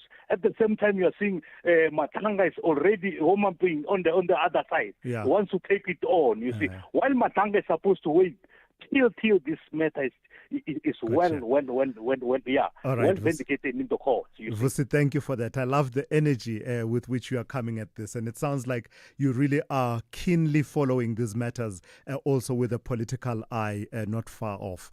Glenn in Bedford View, good morning. Good morning, my brother. Are you there? Yes, I am. Please go ahead. Yes, the Deputy President, Thulas, I'm a bit worried that there's all these scandals surrounding Mr. Paul Mashatile. I think something ought to be done in his organization. Something ought to be done in his organization. Glenn? Sorry, Glenn, we lost you there for a moment. You're saying you think something ought to be done in his organization. I think they must either recall him or do something to remove him from parliament because there's just some controversy surrounding this man. I don't know what's going on. And I don't know if he's going to blame now conspiracy theories again for this diamond singing. He must. There's just something not 100% about Paul Mashatile. Yeah, but there's a narrative, Glenn, that says he's being targeted. I don't know if you've heard that the knives are out for him. I was reading it yesterday, and yeah. So what do you make of that? His house, he declared them. The diamond was given to his wife, so he's targeting him. All right, let's leave it there, Glenn. I'm not even going to try to venture into answering that rhetorical question that Glenn is asking. Thank you for that, Glenn. Let me go to JCK in Mosina. Good morning to you, JCK. Hi, Thulas. Are you well? Very well. Please go ahead. Well, Thulas, man, I would like to give you an assignment, please. Yes. Just engage your sister, Thulasizwe Simelane of Housing. You know, the president in 2018 ushered a marching order. Yahori, the people must get the title deeds every Friday. They must be issued title deeds every Friday by the municipality. But that thing is not happening. Yeah. You understand? We don't have dignity as blacks. You understand? Yeah. 30 years into democracy, we don't have title deeds.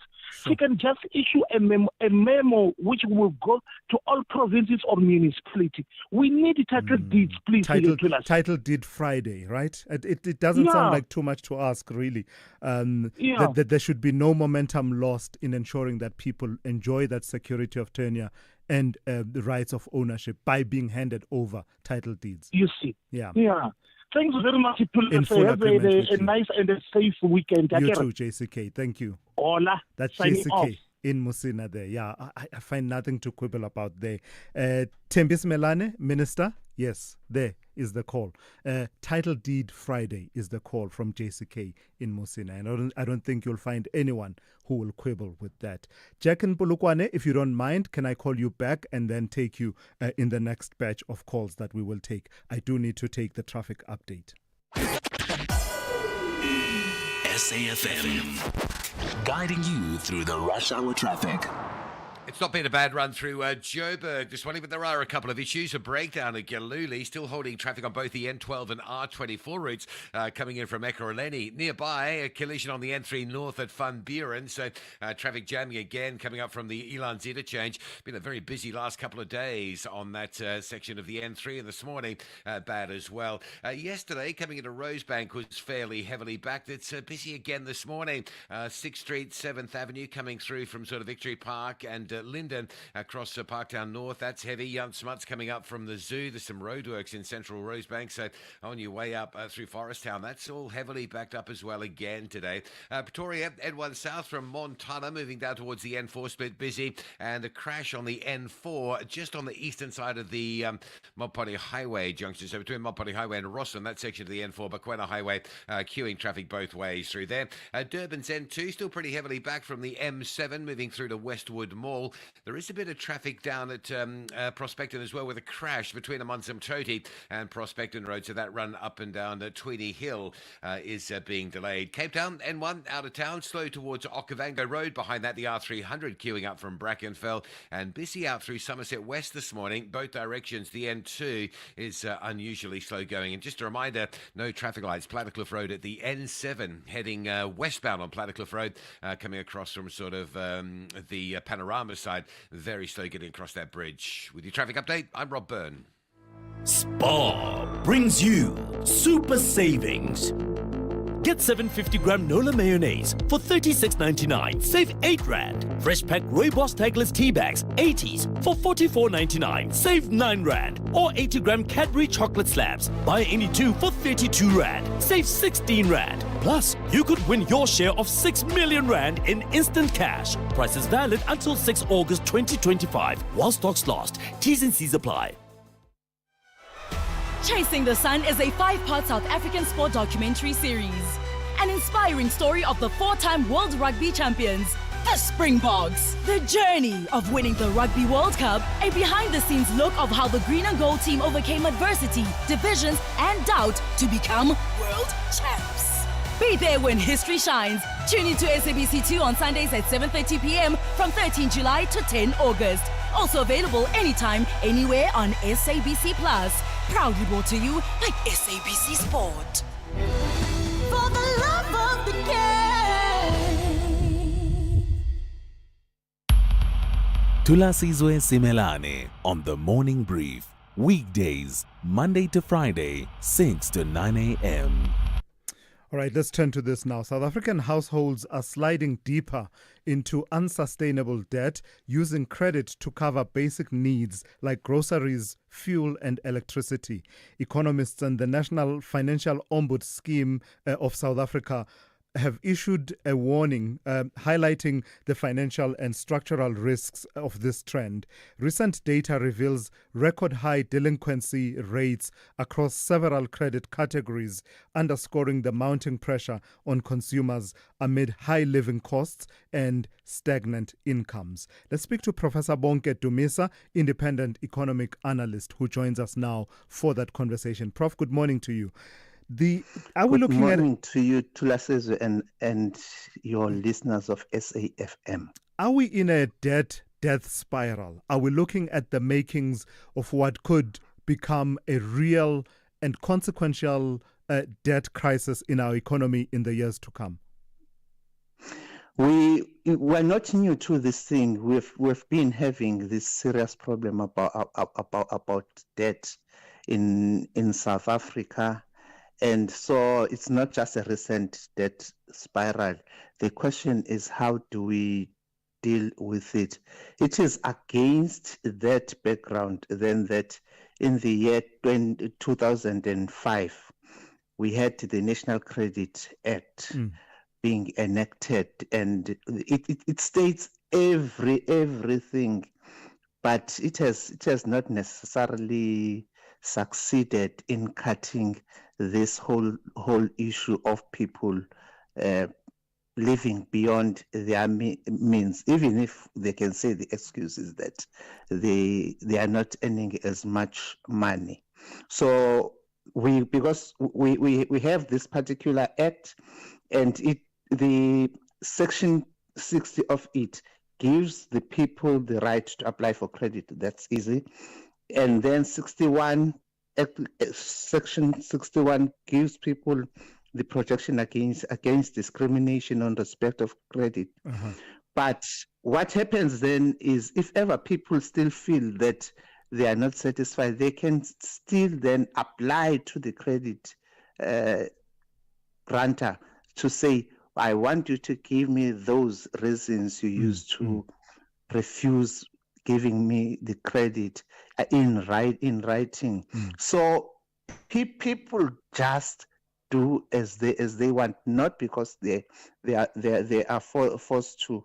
I mean, to have 41.3% of people having their credit installments being at least 41.3 because they've missed their payments for 3 months is not acceptable, and we need to have more education to the consumers about use of credit. Does it speak to the financial pressures that consumers find themselves under versus stagnant earnings? There's no debating that a lot of utilities, for example, have gone up quite significantly in the last few years, whereas incomes, especially after the COVID years, have not really been restored for many people. I'm happy you are raising that point. The former late Minister of Finance, who was the former Governor of the Reserve Bank, Mr. Tito Mboweni, mentioned a number of times that the administered costs in South Africa are the major cause of the rise in inflation. You've mentioned electricity. They had a top-ranking mayor of Ekurhuleni saying that they are not going to administer a certain additional levy that they had on the people. Schools are increasing their private schools are increasing their fees almost every year. We have a problem and we've got to resolve it. But if ever people find then that the rates are going up by double digit, the other costs are going up by double digit, the people are going to follow suit. So let us start from the government. We must have government is incurring a lot of costs because over 40% of the people are not paying the required things. So the 60% remaining are overburdened. So let us address this thing both on a public platform and on the private platforms as well. And then we may be able to deal with this issue, because many people die almost as paupers because they've got no money. The only people who are benefiting from this, I can tell you, are the Mashonisas, because the figures that you are quoting here are figures from the established, registered loan grantors or credit grantors. The people who are charging over 60% interest because they are not governed, the Mashonisas, they use the Lakasha route. That is, they have someone who's going around there with a nopkiri, and they break your knees if ever you don't pay.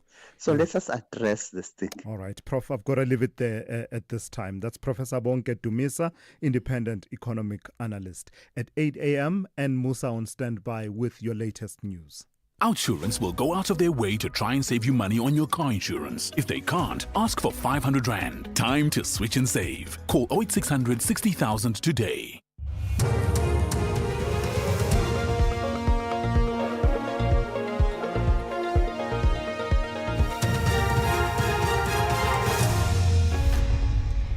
In our top stories, Professor Kachalia to be sworn in as acting police minister, and corruption investigations at Tembisa Hospital finalised. Good morning. Professor Feroz Kachalia will be sworn in as the acting police minister at the Union Buildings in Pretoria this morning.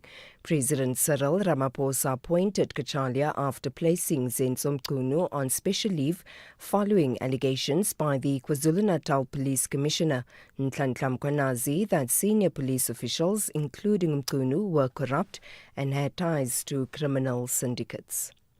The Special Investigating Unit, the SIU, has confirmed it has finalized its work on alleged corruption at the Tembisa Hospital east of Johannesburg.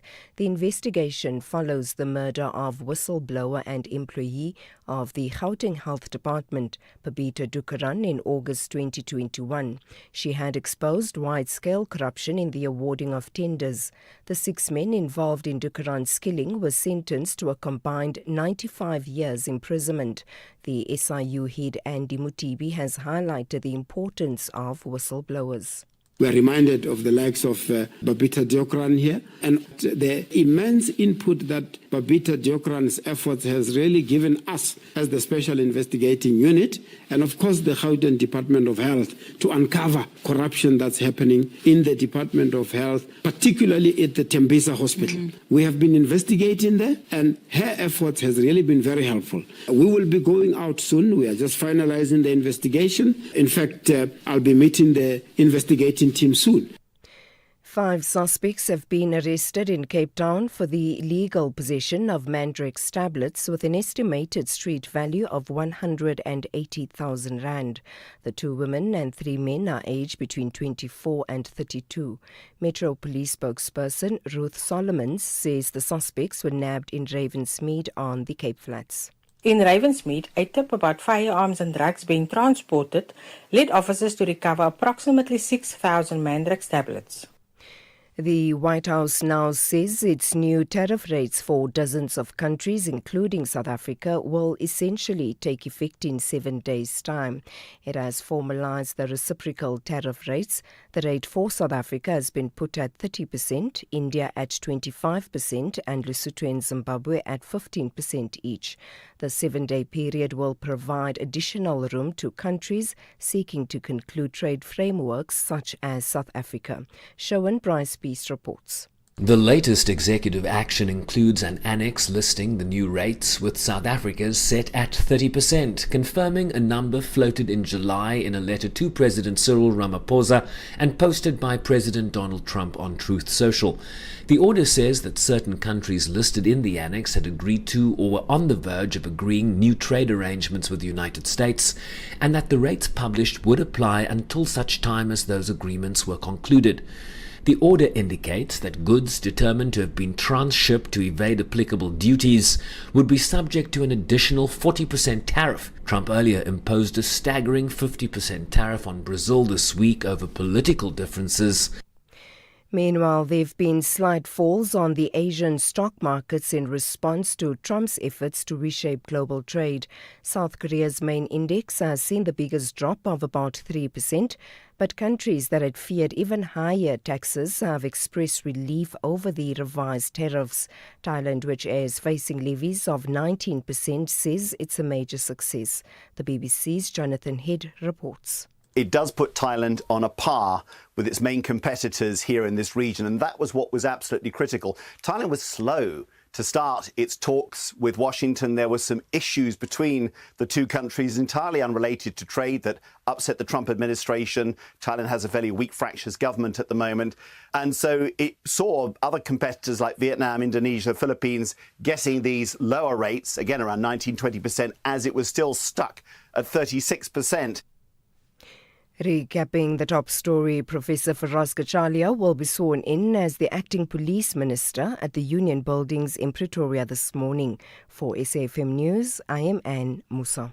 Outsurance will go out of their way to try and save you money on your car insurance. If they can't, ask for 500 Rand. Visit outsurance.co.za today. You always get something out. You are the poster child, the biggest saver we've ever had. I decided that I would contact Outsurance and let them work out what they could do for me. Yeah. And lo and behold, big saving. 2,794 Rand a month. That's over 33,000 Rand a year. And it was the easiest switch ever. Real people helping real people get real deals. Go to outsurance.co.za now for a 10-minute quote that could save you thousands. Licensed insurer and FSP. T's, C's and information online. It's a very good morning to you. In your SFM sports headlines, it's soccer. The PSL DC has fined Marumo Galants 200,000 Rand over ineligible player, and that saga raging on. We'll also bring you the Springbok women welcoming key players as they take on the Black Ferns tomorrow. Details just before 8:30. SAFM, guiding you through the rush hour traffic. Morning, we started Pretoria with a crash on the N4 Bakwena Highway. This is driving east into westbound, I beg your pardon, westbound. So you're heading direction from Pretoria towards Rustenburg, just coming up to the R80 Mopani Highway, exit that section of the N4, westbound under quite a bit of pressure. Joburg, a breakdown at Galuli's, N12 and R24, it's in from Ekurhuleni side, heavy, and a crash on the N12 as you drive in from Lenasia and Protea Glen. That collision, Joburg bound, before you get to the Golden Highway exit at El Dorado Park, and that is quite heavy today. Durban's N2 under some pressure both directions, northbound from the M7 up in towards the roadworks at Westwood Mall, southbound coming to Spaghetti Junction has a crash. There's a backlog from Umgeni Road side. Petermaritzburg, Ashburton, that side looks okay this morning. Cape Town, a collision on Four Tracker Road between Kensington and Maitland, just past the cemetery there as you come out of Goodwood. That section of Four Track is quite heavy. Crash on Brighton Road, just north of the N1 highway, backlogging traffic through the Kraaifontein area. Crash going into Grabo on the N2 as you come off Sir Lowry's Pass, and then traffic lights down. Two big ones this morning. N7 Jakes Kerville Drive at the N2, that's heavy from Vangate Mall. Plattercliff Road at the N7, that's offline, and if you're trying to get through that sort of Richmond Park area along Plattercliff towards Kuberg Road, it's quite a backlog to get through that N7. With your traffic update, I'm Rob Byrne.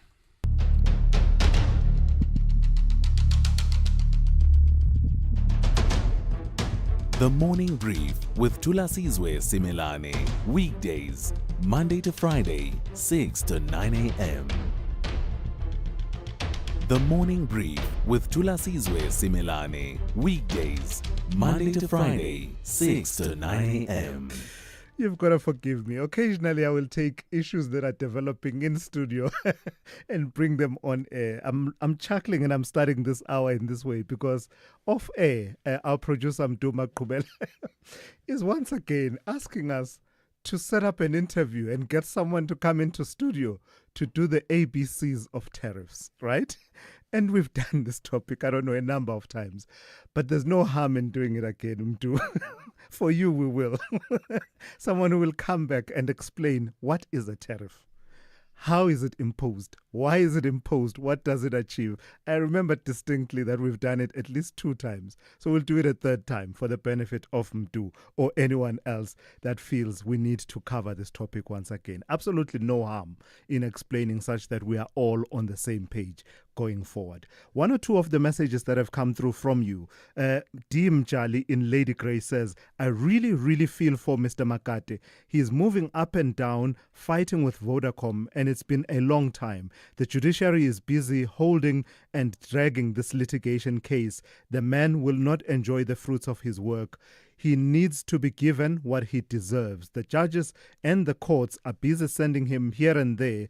Why are they making a lot of unnecessary technicalities with something which is clear to everyone, that Vodacom is benefiting from what does not belong to them? Come on, says D. Mjali out in Lady Grey. And that's the difficulty, D, isn't it? That determining what exactly is due to him, that he is due compensation for his idea, has long been settled in the Constitutional Court. We're now in the realm of, okay, compensation, yes. How much should that compensation be? And that's what this toing and froing has been about. And you're absolutely right. It really has been a long period of time that he's been in litigation. I first covered this matter in 2013 at one of the appearances in the High Court in Johannesburg. 2013, I remember covering that story. And, you know,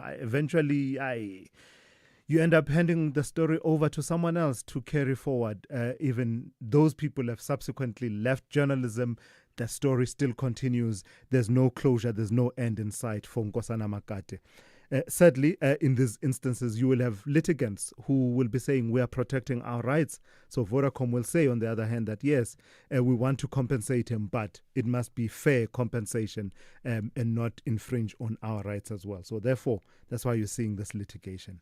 Then Morag Gulu says, my understanding of the diamond going to the NPA was that it was disclosed in the corruption trial of Louis Liebenberg, who is Zuma's buddy, according to Morag Gulu.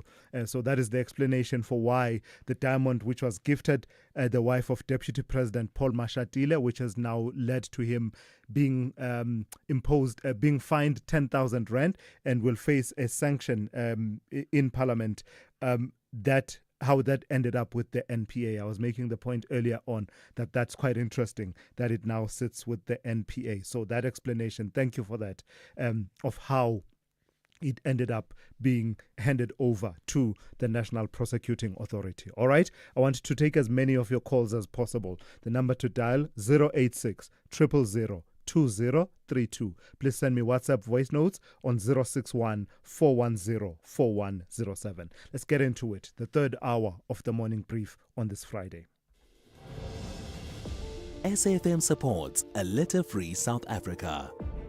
Play your part in keeping our surroundings and environment clean. SAFM, leading the conversation.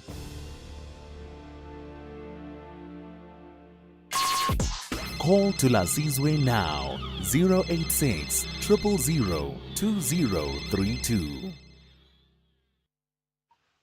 Good morning, Thulas, and your listeners. I'm just noting this great assaultment against the Deputy President. Most media houses last week were running with a story that he owns a house in Constantia. Now, after he clarifies it, now they jump into this declaration of a diamond. Obviously, anybody who knows diamonds, you know that a diamond has to be verified. You must check first. So, yeah, no, it's very funny. They want him at all costs. I've heard that narrative and that interpretation of it. I don't know. I don't want to advance an opinion. What I can say, though, is that as far as the properties go, and I was making this point when I was debating it on social media with someone, that can anyone blame people for believing that he owns the properties in Constantia and Midrand if those properties, factually, as a matter of fact, he listed them under ownership in property, ownership in land and property in that register of members' interests. It's there. And that wasn't there last year. I checked, it wasn't there. It's now there. Can anyone blame people for saying you own this? The explanation you are saying that it's owned by his son-in-law and son, that was in media interviews. But in that document, the only thing you find, it says it's a family home. Doesn't say anything that I don't own it. And I was making the point that actually he could have listed it in benefits and interest-free loans because, you know, I think maybe that would have been a better way of explaining. But when you tell people that under ownership in land and property, this is what I list, people take you at your word. And I get the narrative that you're saying that there are people who are out to get him. And this is what I was putting to Glenn, by the way, earlier on, that I've heard that narrative that says that. I just think that for me, I don't know if I was doing this, I probably would have put it under benefits. I would have put it under benefits instead of putting it under ownership in land and property. But, you know, it is what it is. Hey, Thulas, is there a disciplinary code of conduct for ministers? Can a minister challenge his or her removal in court citing unfairness? Yeah, that's an interesting one. I don't think a minister can challenge the issue of unfairness. It's not an employer-employee relationship in the Labor Relations Act way of understanding it, right? It's political appointment in terms of the powers, constitutional powers exercised by the president. What you can challenge is just the legality of it and also rationality, where it becomes quite clear that, you know, the president wasn't acting rationally. I think you can challenge it on those bases, but I don't think you can say there was unfairness in the sense of labor relations. I think it's governed by something slightly different from that. I stand to be corrected, of course. Let me speak to Mike out in Cape Town. Good morning to you, Mike. Good morning, Thulasizwe, and thanks for a great show. I'm concerned about the tariffs which have been casually announced in the news. I see that Zimbabwe and Lesotho have out-negotiated us, and they're only getting 15%, but apparently we're getting 30%, which really doesn't speak too much to our negotiating powers. And I just wanted to understand better as to, is there not a possibility that South Africa wanted the worst possible outcome for this? You know, we sent over Rasool, first knowing full well that the man is an anti-Semitic, and he embarrassed our country by being the first ambassador to get expelled from America after the Second World War. We then sent Mcebisi Jonas, who publicly called the President of the United States a racist, a homophobe, a narcissist, and that's somebody with mental disorders. To my knowledge, the President of the United States or anybody in America has not insulted anybody in our country, but we sent him to negotiate on our behalf, and of course he was blocked from getting into America, so we were reduced to negotiating from, I suppose, Root Freely House. Now, I'm just trying to understand, we've got 65% unemployed, Thulasizwe. We've got 43% employment in general, and there are more than 100,000 jobs on the line. Mercedes-Benz and VW are making big noises about leaving South Africa, and yet we're not talking about it on your show or any other. I would have thought this trumps. We are talking about it, but not enough. This is a massive situation, and the ANC seems to be quietly just hoping it will go away. You know, all they had to do, Thulasizwe, in conclusion, the ANC, Trump said he doesn't want expropriation without compensation. Well, that's fair enough. He said he's not prepared to deal with our laws of racial profiling with these American companies, which is fair enough. And he also wanted us to prioritize farm murders. Well, we could have easily done that without any trouble at all and no BEE. There was only the four things that we needed, and we could be getting maybe 15 or even less %. But we haven't done that, and I just question why. Thanks, Thulasizwe. So don't go away, Mike. Let's engage a bit. So in the list of factors that you believe have led us to this point, you don't mention the work of lobby groups that objectively went and spread disinformation in the United States about South Africa. Where do those feature? What was that disinformation? What was that disinformation? The whole narrative of a white genocide and all of these issues that was spread in the United States. Did it not feature there in coloring Donald Trump's understanding of South Africa, which was baseless? Yes. Look, no doubt did a lot of damage. Yes. No, that did a lot of... the problem came out, I've been watching this carefully. My brother lives in America, and he's been following the case carefully. At no stage did AfriForum, to my knowledge, or Solidarity say it was taking place. Yes. They were simply highlighting the fact that there were farm murders. They'd never, ever claimed that there was a genocide. Now, I'm not mentioning AfriForum and Solidarity in particular, but there's been a great deal of lobbying in the corridors in the United States that have sent those false narratives and distorted even our own policies that have to do with our own objective conditions on the ground, rooted in our history, rooted in our constitution right now. But then why did we have nobody there to defend them? Why did we not send over people that can say this is a nonsense and wave the flag for our country? But all our government did was chose Mcebisi Jonas, who himself is called the President of the United States a homophobe and heaven knows what else. We didn't do ourselves any favor, wrongly or rightly, I don't know. But what's the point when we haven't even got an ambassador in the country as we speak at probably the most important time in our country's history? Thanks to Mike, thank you for that. All I'll say in conclusion to that, Mike, is that there are a number of countries that don't have the policies that you are criticizing.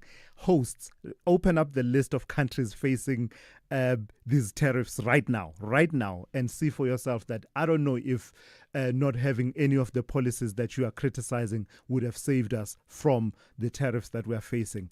There's a method to the madness as far as Donald Trump's interests are concerned, but I don't think there's a method in terms of the countries on the receiving end. I don't know what the selection criteria was. We could have had no Mcebisi Jonas, no ICJ case, not joint BRICS. I promise you, we still would have landed with quite some pressure as a number of countries, including countries that, by the way, are allies of the United States.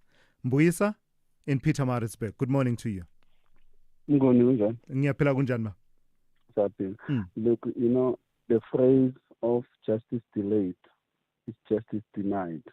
I think it's applicable in the case of Makate. And this purely because I believe that even the constitution, this matter should not have been actually accepted in the constitutional court, because it got nothing to do with constitutionality. Because the question that I'm asking myself is, since from when the constitutional court deal with figures, it's mathematics. Constitutional court is there to deal with whether the rights has been infringed upon or not. But I can tell you here, and I'm saying this that I believe that at Makate being a white man, this matter could have been resolved long ago without any pushback. Sure. The problem here is that this call is a brainchild of the black child. I'm saying this because I was laughing that, you know what, we are living, these people are making South Africa a banana republic, that after the verdict, then someone comes and says that the markets welcome the decision of constitutional court. What a nonsense is that? I didn't hear that commentary. I'm telling you, make a follow-up. And then, because I'm listening to SAFM throughout, it was here in the SAFM throughout, they said that the markets welcome the decision of the constitutional court. This shows that there is a pushback behind the closed doors. And unfortunately now, I'm tempted to say that our justice now seems to have eyes. Okay. Thank you very much. Mbuyisa, thank you for that. The other factor, Mbuyisa, though, that I can add is that when you are litigating against someone who has the means to litigate endlessly, you might end up with this kind of a situation because, you know, look, Vodacom has been conscious of this particular matter. I believe it's been featured in their annual reports for a period of time and just conscientizing their shareholders that this may come up, the need to compensate Nkosana Makate may come up. The contingency, preparing for that contingency, has been on their discussions, at least for the last few years. But in terms of litigating power, they do have the litigating power, and the result is that it seems to me they might be able to litigate for many, many years to come. Can Nkosana Makate? That is the question. Harambee Stars want to shine at night with maximum points, while Central Africans, DR Congo, buy 3 points to settle in Group A. This is the Total Energies African Nations Championship 2024. Experience Kenya versus Democratic Republic of the Congo this Sunday, 3 August at 2 p.m. Live at your fingertips on SABC Plus. Proudly brought to you by SABC Sport. For the love of the game.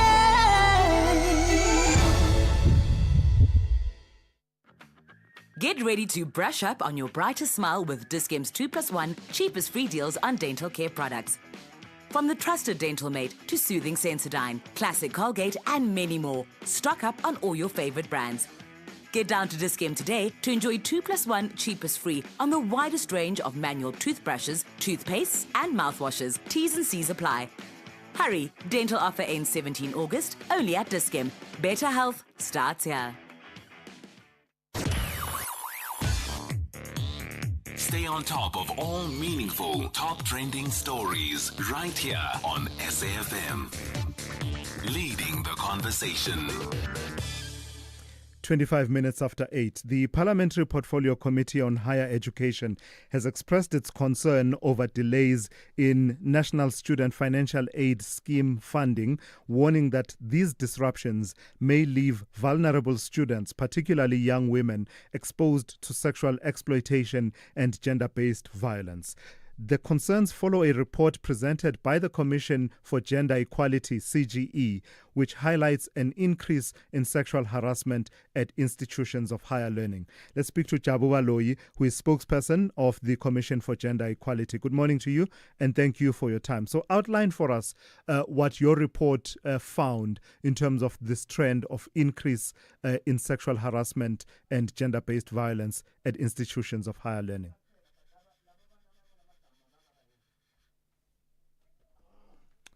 All right, just hold on for me a second, Mr. Baloyi. Let's, we didn't have you on the line yet. Yeah, we've got you now. Please pick up what you found in terms of the work that you did. For years, other than these reports, let me take you back in 2011, 2012, Thulas.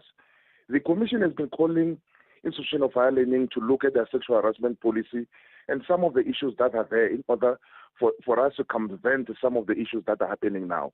Fast forward 2023, 2024, the Commission, the research department did a study with Nelson Mandela University, Solplaki and Northwest University, where we found a myriad of issues, some of them pointing to grave concern of issues of sexual harassment. Some of them whereby these kids, these scholars, some of these students at universities end up, selling their bodies in order to make a living. And others also being harassed by the landlords. And when you ask them, when they engage them, the Commission engage with them, it's due to them not paying rent. Some of these landlords are taking advantage of the situation that have befallen them because they either expel them from the residences or else mostly it happens to those that are outside the campus, Thulas. Yeah. Remember, universities have got a high intake, yet they don't have accommodation of their own. They depend on a third party to accommodate a student either outside the campus or somewhere in the vicinity where they can, it's a walking distance to the campus. So those are some of the issues that we have picked up, and some of these kids, learners have spoken in camera to say it is happening to us. They're soliciting sexual favors in order for us to continue to stay there. And we look at the causal effect. The causal effect, it's NEFSA's delay because some of the students are from abject poverty, destitute families, and if this can be looked at and be rectified as quickly as possible when they're admitted, we wouldn't be here. Yeah. It's a sorry state of affairs. So NSFAS's response is to acknowledge the broader concerns about delays, but saying that the direct link between the financial delays and sexual harassment and gender-based violence still requires further research. But you have no doubt in your minds as the CGE that this is a factor.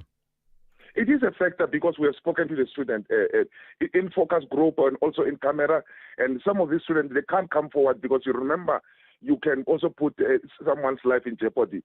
Should you reveal, the ethical conduct when we do research, it's something that we take as researchers, as a commission. Yes, I saw even a statement from the spokesperson of NEFSAS saying to that effect. However, we are aware of those. There are also scandals of sex for months for some of these learners to universities. So what we are going to do as a commission, we are meeting with NEFSAS next week, Tuesday, on that day, that way we are going to engage with them, with the Deputy Minister of Higher Education, who has also accepted our reports and also working with us, and we've been going to various universities, even the Salt Lake, we have gone there. So it is something of a concern. So for them to say we still have to do a research, meanwhile the Commission has provided them with guidelines and findings and recommendations how to arrest the sketch, it is somehow disingenuous of them not to look at the report of the Commission. Let's leave it there. Thank you for your time this morning. That's Jabu Baloyi, spokesperson for the Commission for Gender Equality. This is SAFM Sport with Zai Khan. Very good morning to you. Let's kick off with the PSL Disciplinary Committee. They fined Maruma Galant's 200,000 Rand for fielding an ineligible player, Mondi Mpamaniso, during the 24-25 season. Half of the fine is suspended for 24 months, provided Galants commit no further offences. PSL prosecutor Zola Majavu confirming the ruling, adding that Mpamaniso himself was cleared of any wrongdoing. The case, reignited by a SAFA arbitration in favour of Cape Town City, has stirred debate about whether it could open the door for Kaizer Chiefs to sneak into the top 8. Onto rugby, the Springbok women are locked and loaded for their final friendly before the Rugby World Cup. They'll face the Black Ferns. That's in Athlone tomorrow. Coach Sves de Bruin has recalled big names Ayanda Malinga, Daniel Lochner and Lindelwa Gwala, bolstering a squad that showed promise against Canada and New Zealand. The team still captained by Babalwa Lacha. And more news coming in now, this time from Mamelodi Sundowns camp. Their defender, Keanu Cupido, busy with preparations for the new season following the FIFA Club World Cup. The 27-year-old was asked whether, having been to the Club World Cup, the gap between PSL, Europe and South America was vast. This was his response. It's not very big, basically. It's just like I said, the mistakes we made, and they're very clinical. And for us as a team, we felt like if we made maybe less mistakes, we could have won the game or even got a draw out of that game. So it feels like we're not very far off, but for us, we also have to be clinical when another team makes a mistake, and we have to punish them. And that's the fine margins of football, basically. It's about mistakes. Moving on to Barcelona, players will have DR Congo, Heart of Africa, emblazoned on the back of their training shirts from the start of next season, after the top Spanish football team agreed on a 4-year deal with the Central African Republic. The partnership will reportedly cost the Democratic Republic of Congo 914 million rand. Although the club has not disclosed the figure it will receive, the arrangement has faced criticism from some Congolese who have questioned their government's priorities. Tennis action, the top seed Alexander Zverev of Germany beating Matteo Naldi of Italy 6-7, 6-3, 6-2. Third round of the National Bank Open to reach the 500 match victories. And finally, swimming, we've got the Pretoria teammates Peter Coetzee and Kaylin Corbett both safely negotiating semi-final wins at the World Aquatics Championships in Singapore. That's where we leave it for now. We'll bring you more sport on SAFM around 12:30 with John Hedeka. I'm Zai Khan. Good morning, I'm Anne Musa. In the headlines, civil rights organisation AfriForum has warned it will go back to court should the city of Tshwane fail to comply with the order of the High Court in Pretoria on the city's cleaning levy. Yesterday, the court declared the Metro's implementation of a R194.37 cleaning levy illegal and invalid. Professor Feroz Kachalia will this morning be sworn in as the acting police minister at the Union Buildings in Pretoria. This follows a constitutional court judgment in a case that the Thulasizwe party had brought. And the Special Investigating Unit has confirmed it has finalized its work on alleged corruption at the Tembisa Hospital east of Johannesburg. I'll have details on these and other stories at 9. SAFM, guiding you through the rush hour traffic. Good morning. If you're driving into Pretoria, just a heads up, expect to hit some delays. N14, just as you sort of get up towards Kagosi Mampuru. So that's top of the Ben Schoeman, just entering Pretoria CBD. Same sort of deal on Allendale for those coming across from Tembisa in Kempton Park. Going to be asked to sit in traffic this morning across towards Carlton off Clinic on your way very slowly to Midrand. Young Smuds Drive, worth avoiding, going up into Rosebank Roadworks in the central Rosebank area. Very heavy from the zoo. Might want to just get up and get off at Oxford Road and go into Rosebank from the Mike 1 Highway that way as an alternative. Durban through to Pietermaritzburg, broken down truck before Hammersdale. Big queues again as you line up all the way back to Key Ridge. That's just a situation that is on a daily basis, that one. Cape Town, fairly moderate conditions in terms of volumes today across the city centre. The N1 inbound from Marine Drive is backed up to the elevated freeway, and if you're coming inbound on the N2, it's pretty clear through Khayelitsha, passing the airport, but from around Pinelands you sit through towards Hospital Bend. And a crash on the M1 out of town this morning, just after the R300. With your traffic update, I'm Rob Byrne. The business update on SAFM. All right, good morning once again to you, Ndauling. I must say I didn't see this one coming. The sub-cutting rates, I thought they would, to use your expression, stand pat.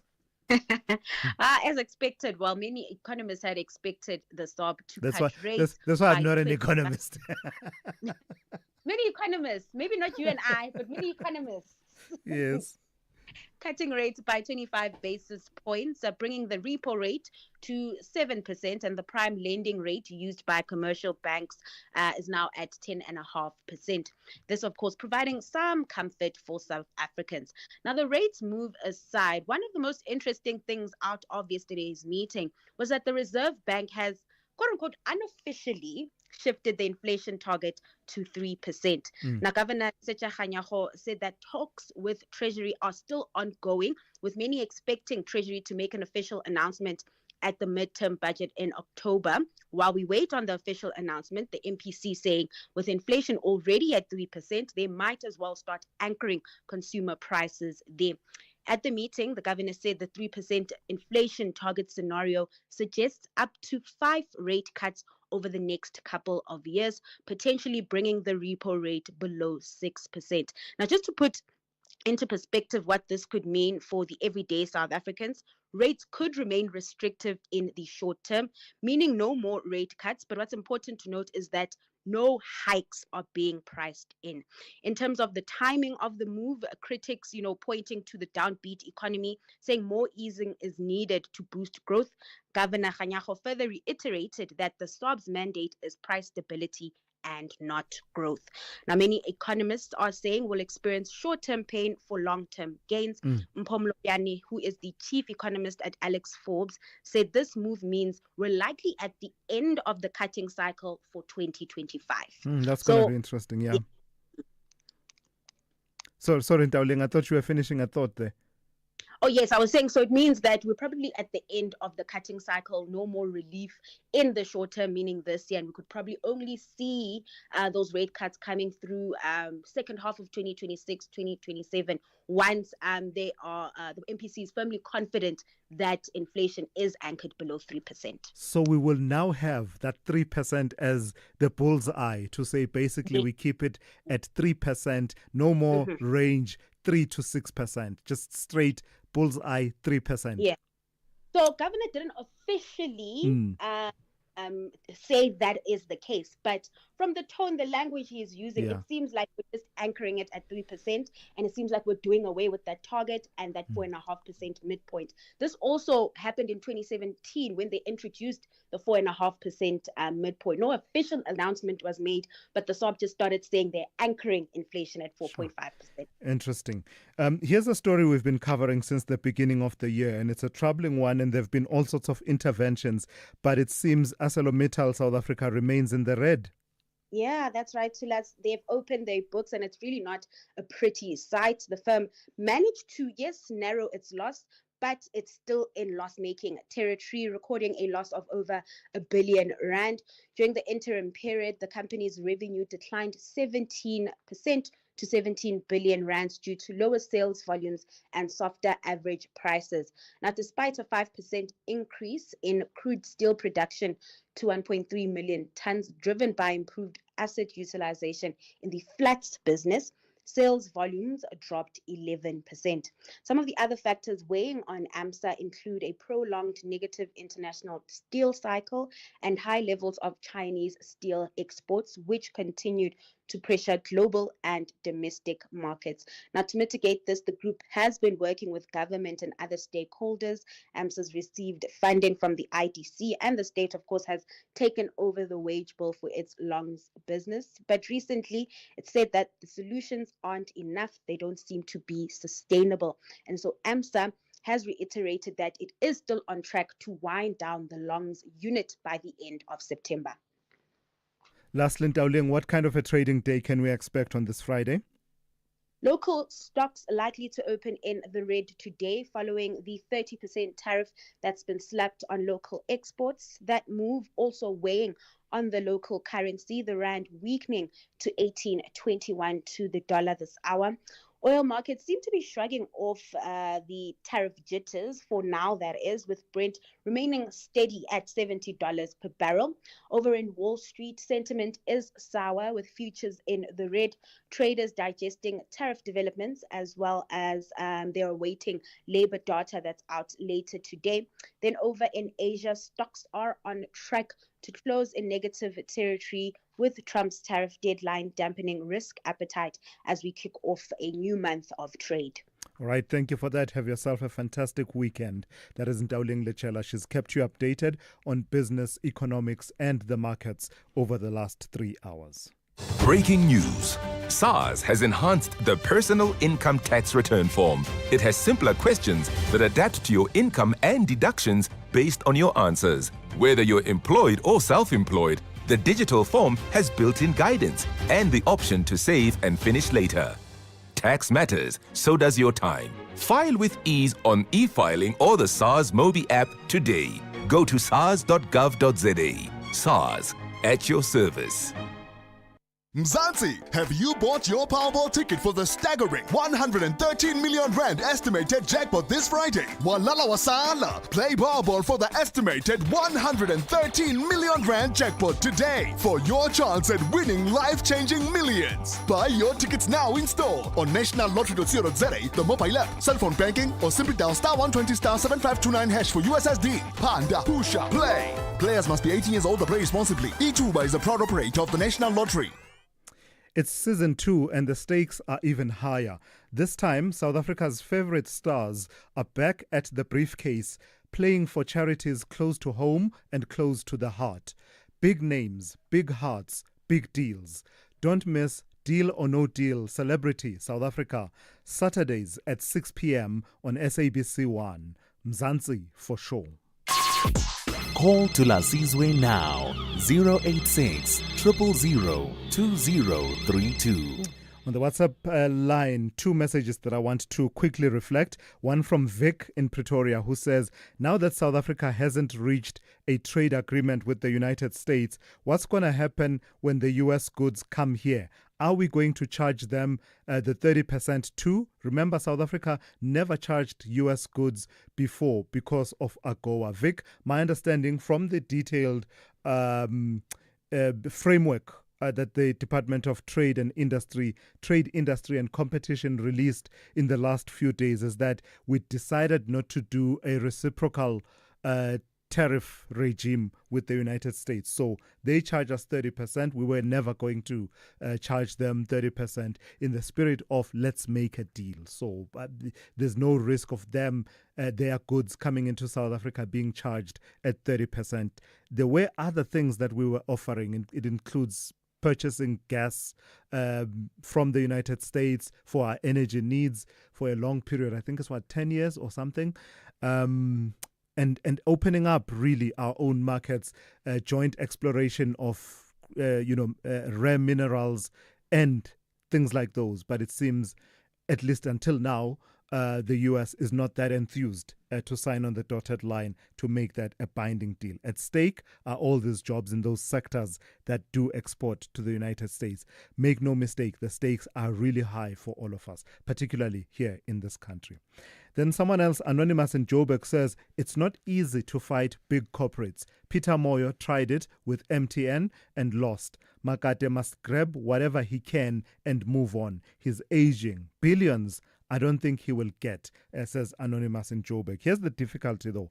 What was offered was 47 million rand by the Vodacom CEO. You can imagine the costs, the legal costs that he has incurred in this fight alone. That on its own, let alone the fact that he says for him, this is about principle. This is about just compensation for what was his idea, which has now been acknowledged even by Vodacom. So I'm just thinking, to you and I sitting here, I could use 47 million rand, but I'm just thinking, when the costs are taxed from that 47 million rand, how much will be left? Lots of people have supported him along the way, and many of them not for free. They do expect to be paid at some point, if not being paid at the moment. In fact, I think if I remember correctly, even yesterday's decision has a costs implication for him. I could be wrong, but I do seem to remember seeing somewhere that he has to pay the costs for Vodacom. So you can only imagine. To you and I, it looks like 42 million rand is a lot of money, but when you factor in the costs of litigation, it does become quite interesting what the maths is in that. So hence his fight for something more significant. Kirk in Cape Town, good morning to you. Good morning to Thulasizwe. I am also mortified by Makate's by the break in his decision. I was really hoping, and I was willing to raise a glass in celebration for his win. But that wasn't my point. My point is the trade deal, the tariffs. Sadly, we in South Africa have to acknowledge the minuscule role we play in exporting to the U.S. and the impact we have on the U.S. economy. I read a stat some time ago that the city of New York has a bigger GDP than the whole of South Africa. So, it puts into perspective where in the rankings we stand with a megalomaniac like Donald Trump, as well as the fact that he clearly has all the power and is not afraid to exercise it. I really feel sorry for the SA government officials who have to deal with him and his acolytes, because there is no winning. There doesn't seem to be any winning with Donald Trump. Nobody has proved that they can better him in this trade war that he's initiated. And there's only going to be one loser, and that's the rest of the world, while the U.S. benefits, and that was his end game. Yeah, no, I can't quibble with anything you've said. We are in that realm where we realize that, it's even difficult to make any offer that would entice the United States, right? I was just comparing what is in our framework offer. I think we were talking about South African companies investing some 3.3 billion rand in the United States or thereabouts. By comparison with the trade deal reached with the EU just recently, they were talking about EU companies expressing interest in investing at least $600 billion in various sectors in the U.S. by 2029. So that just tells you, it's relative, of course, to our strength and what we are able to offer. But 3.3 billion rand versus 600 billion rand, you can only imagine if you are transactional like the U.S. president is, that, perhaps he believes he can still squeeze us some more for more. I don't know. Mnetis, you might have a better idea on this than me. Good morning. Absolutely. Mnguni. Yes. Donald Trump, I absolutely adore this guy. You adore him? I adore him with Africa Forum. Whatever they are doing, it's absolutely so beautiful, It's shaking our politicians. These guys, they don't care what is happening to our lives, in everyday life we are facing in this country. There was one minister, Stella Ndabeni, whoever, she mentioned on a magazine somewhere that she won't be able to visit.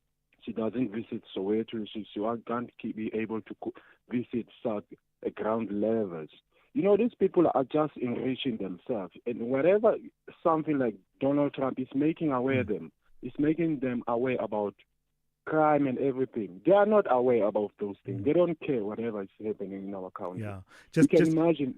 Sorry, Mnetis. Just as a matter of fact, I've not picked up that comment that you are attributing to Minister Stella Ndabeni, and I would be surprised if she made such a comment, given that her work is in small business, which does take her into areas, in rural areas. I know she goes to the Eastern Cape quite a bit. That's where she comes from. Yeah. Yeah. Yeah. But what my comment is, I'm relating to our everyday life when Thulas. Yes. These people, they don't care whatever we are facing on a ground level. Yeah. People are getting killed in each every day. They are not there because they are guarded each and every day. Sure. They are guarded. Now, the radar that Donald Trump have on himself is that Netisi?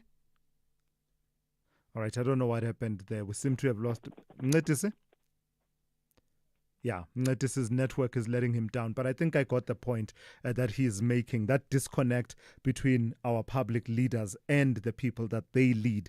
The sense that leaders are not in touch with the reality that ordinary people face on a day-to-day basis. Eunice and Joburg, good morning. Yeah, hi there, Thulas. I just want to respond to Mike from Newlands. He made 2 points. The first, he says that Ibrahim Rasool is an anti-Semite.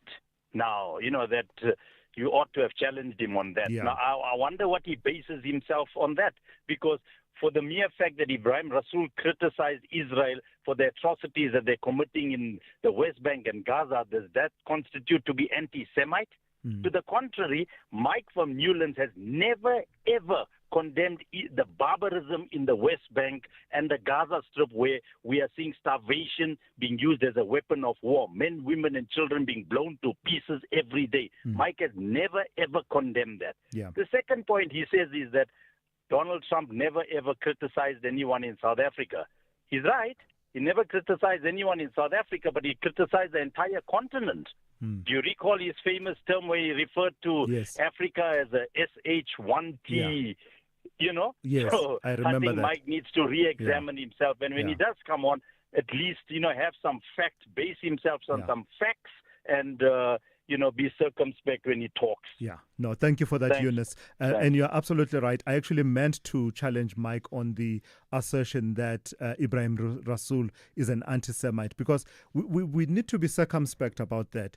Not everyone who criticizes Israel and the Israeli government right now, those are not equivalents. You can criticize Israel. That doesn't make you an anti-Semite. And as we have seen in recent weeks, more and more people that actually served in the Israeli government. So you can't accuse them of being anti-Semitic. The French president, Emmanuel Macron, is known to speak out against anti-Semitism. But look what he is saying. Do you now then change and say he's an anti-Semite when you know for a fact that he is not? He's just criticizing the actions happening at the moment being done by the Israeli government. The two are not mutually exclusive. You can be someone who stands against anti-Semitism but still be critical of the policies and actions of the Israeli government. SAFM, guiding you through the rush hour traffic. Still very busy on the M1 North, heading up through Pretoria. Today, a crash between Rigel and Garsfontein. Got traffic parking back towards the R21. Also, the N14, top of the Ben Schoeman, going into Pretoria Central. Expect to be asked to queue up there. Allendale Road, same sort of deal. Coming out of Tembisa, heavy queues towards sort of Castanoff Clinic area. And Rosebank. If you've got to get into Rosebank from the Mike 1, you might want to avoid off-ramping and taking Jan Smuts. Head up to Oxford Road. Oxford Road runs free. Jan Smuts has got roadworks and just north of the zoo. It does get really tight and really busy in there. Another broken down truck, this one between Cliffdale and Hammersdale. If you're on your way out of Durban to Pietermaritzburg, it certainly is heavy queues back through Key Ridge. Just staying with the N3, don't forget this weekend, the closure at N3 Market Road. It'll be a full closure both ways. It goes in at 6 p.m. this Saturday and will stay fully closed until about 6 a.m. on Monday morning. Southbound traffic will be diverted off at Market Road, sent down Polly Shorts to Ashburton on the R103. That'll be a mission, particularly Sunday or Saturday night if you get stationary trucks or truck crashes. Everyone will be going down that way, trucks and vehicles. Northbound, you'll just be diverted at the ramps on and off and get back onto the N3, but it will be disruptive. And then Cape Town, if you're driving out of town this morning, bit of traffic queue between Belleville and Kraaifontein, and that's as you drive into a collision scene just out by the R300. Rob Byrne, SAFM Traffic. When you're uploading massive files, does it really matter what your internet's download speed is? With business class internet, you get a connection that's as fast going up as it is down. Your company deserves business class internet, because just reboot the router isn't a business strategy. Find reliability at vodacombusiness.co.za. Together, let's build the extraordinary. Further together. Vodacom Business.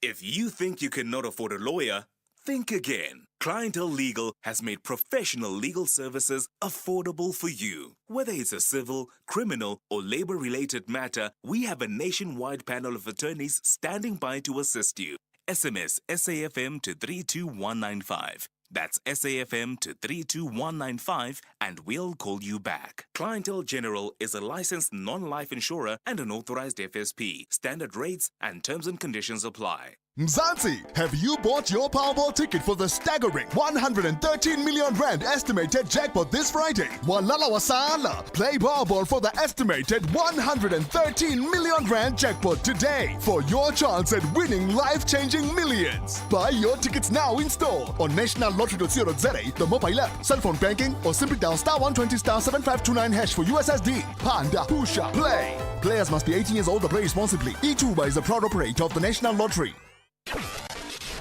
Across South Africa, online and on radio. SAFM, let's talk. All right, let's end it off with this story. It's been a major talking point in the city of Joburg. Public concern heightening in the city over fears that cherished green spaces, including Marks Park, Zoo Lake, and surrounding Emarentia Greenbelt areas, may be up for sale or long-term lease under new proposals being considered by the Johannesburg Property Company.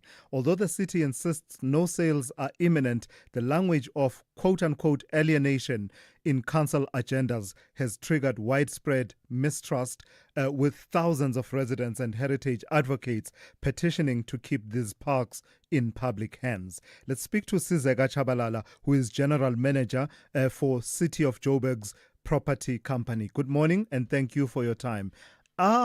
Categorically, can you say, are properties like Max Park, Zoo Lake and Emarentia Greenbelt areas, are they up for sale? Good morning, Mr. Simelane. Thank you for having me.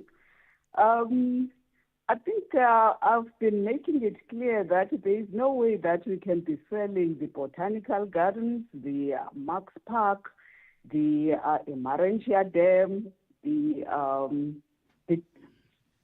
cemetery area, and the Melville copies. Yes. Yes.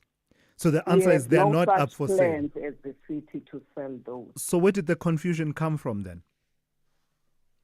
The confusion came from a report that was meant for council, where we were asking for a public participation for these areas, which we were always telling the communities that they are a biodiversity area for the city, and the city's plans are to ensure that they are preserved for future generations.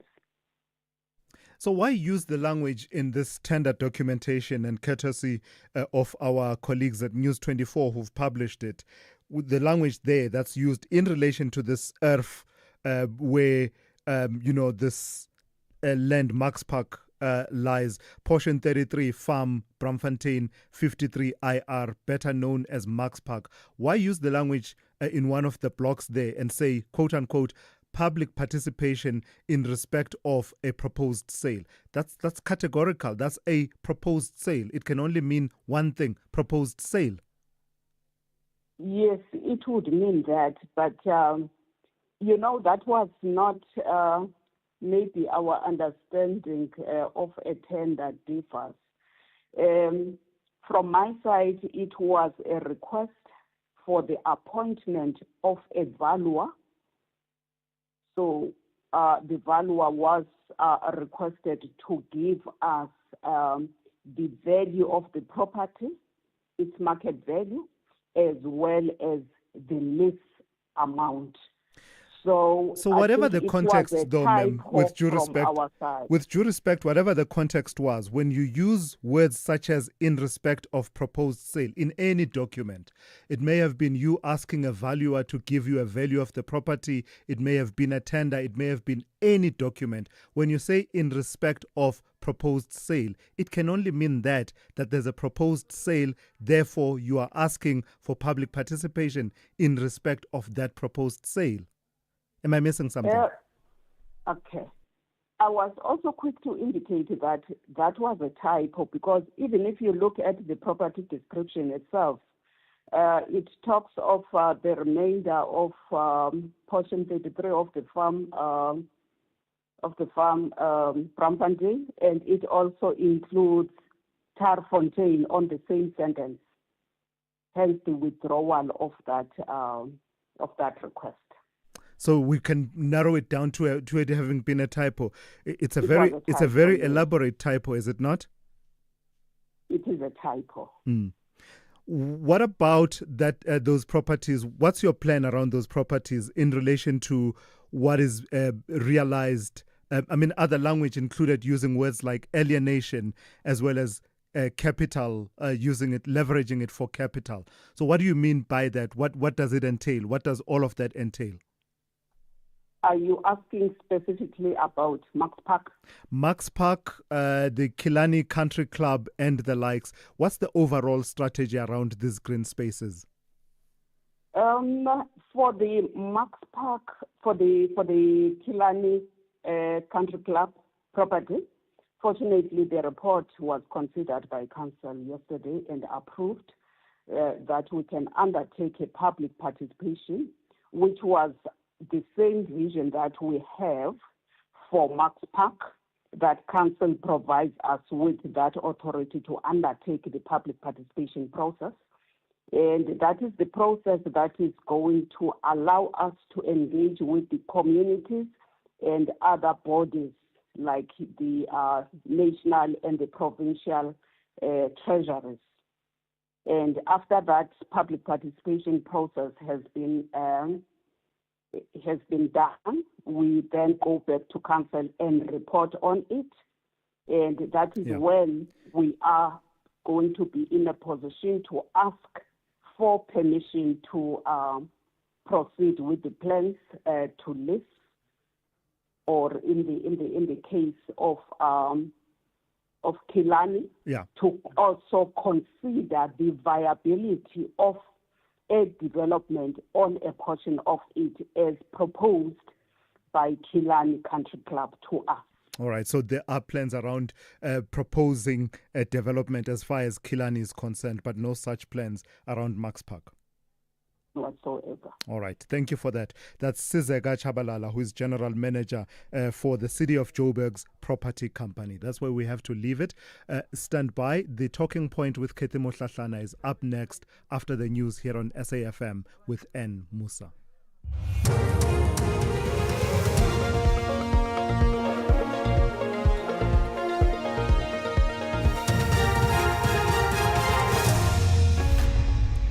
In our top stories, High Court sets aside City of Tshwane's cleaning levy and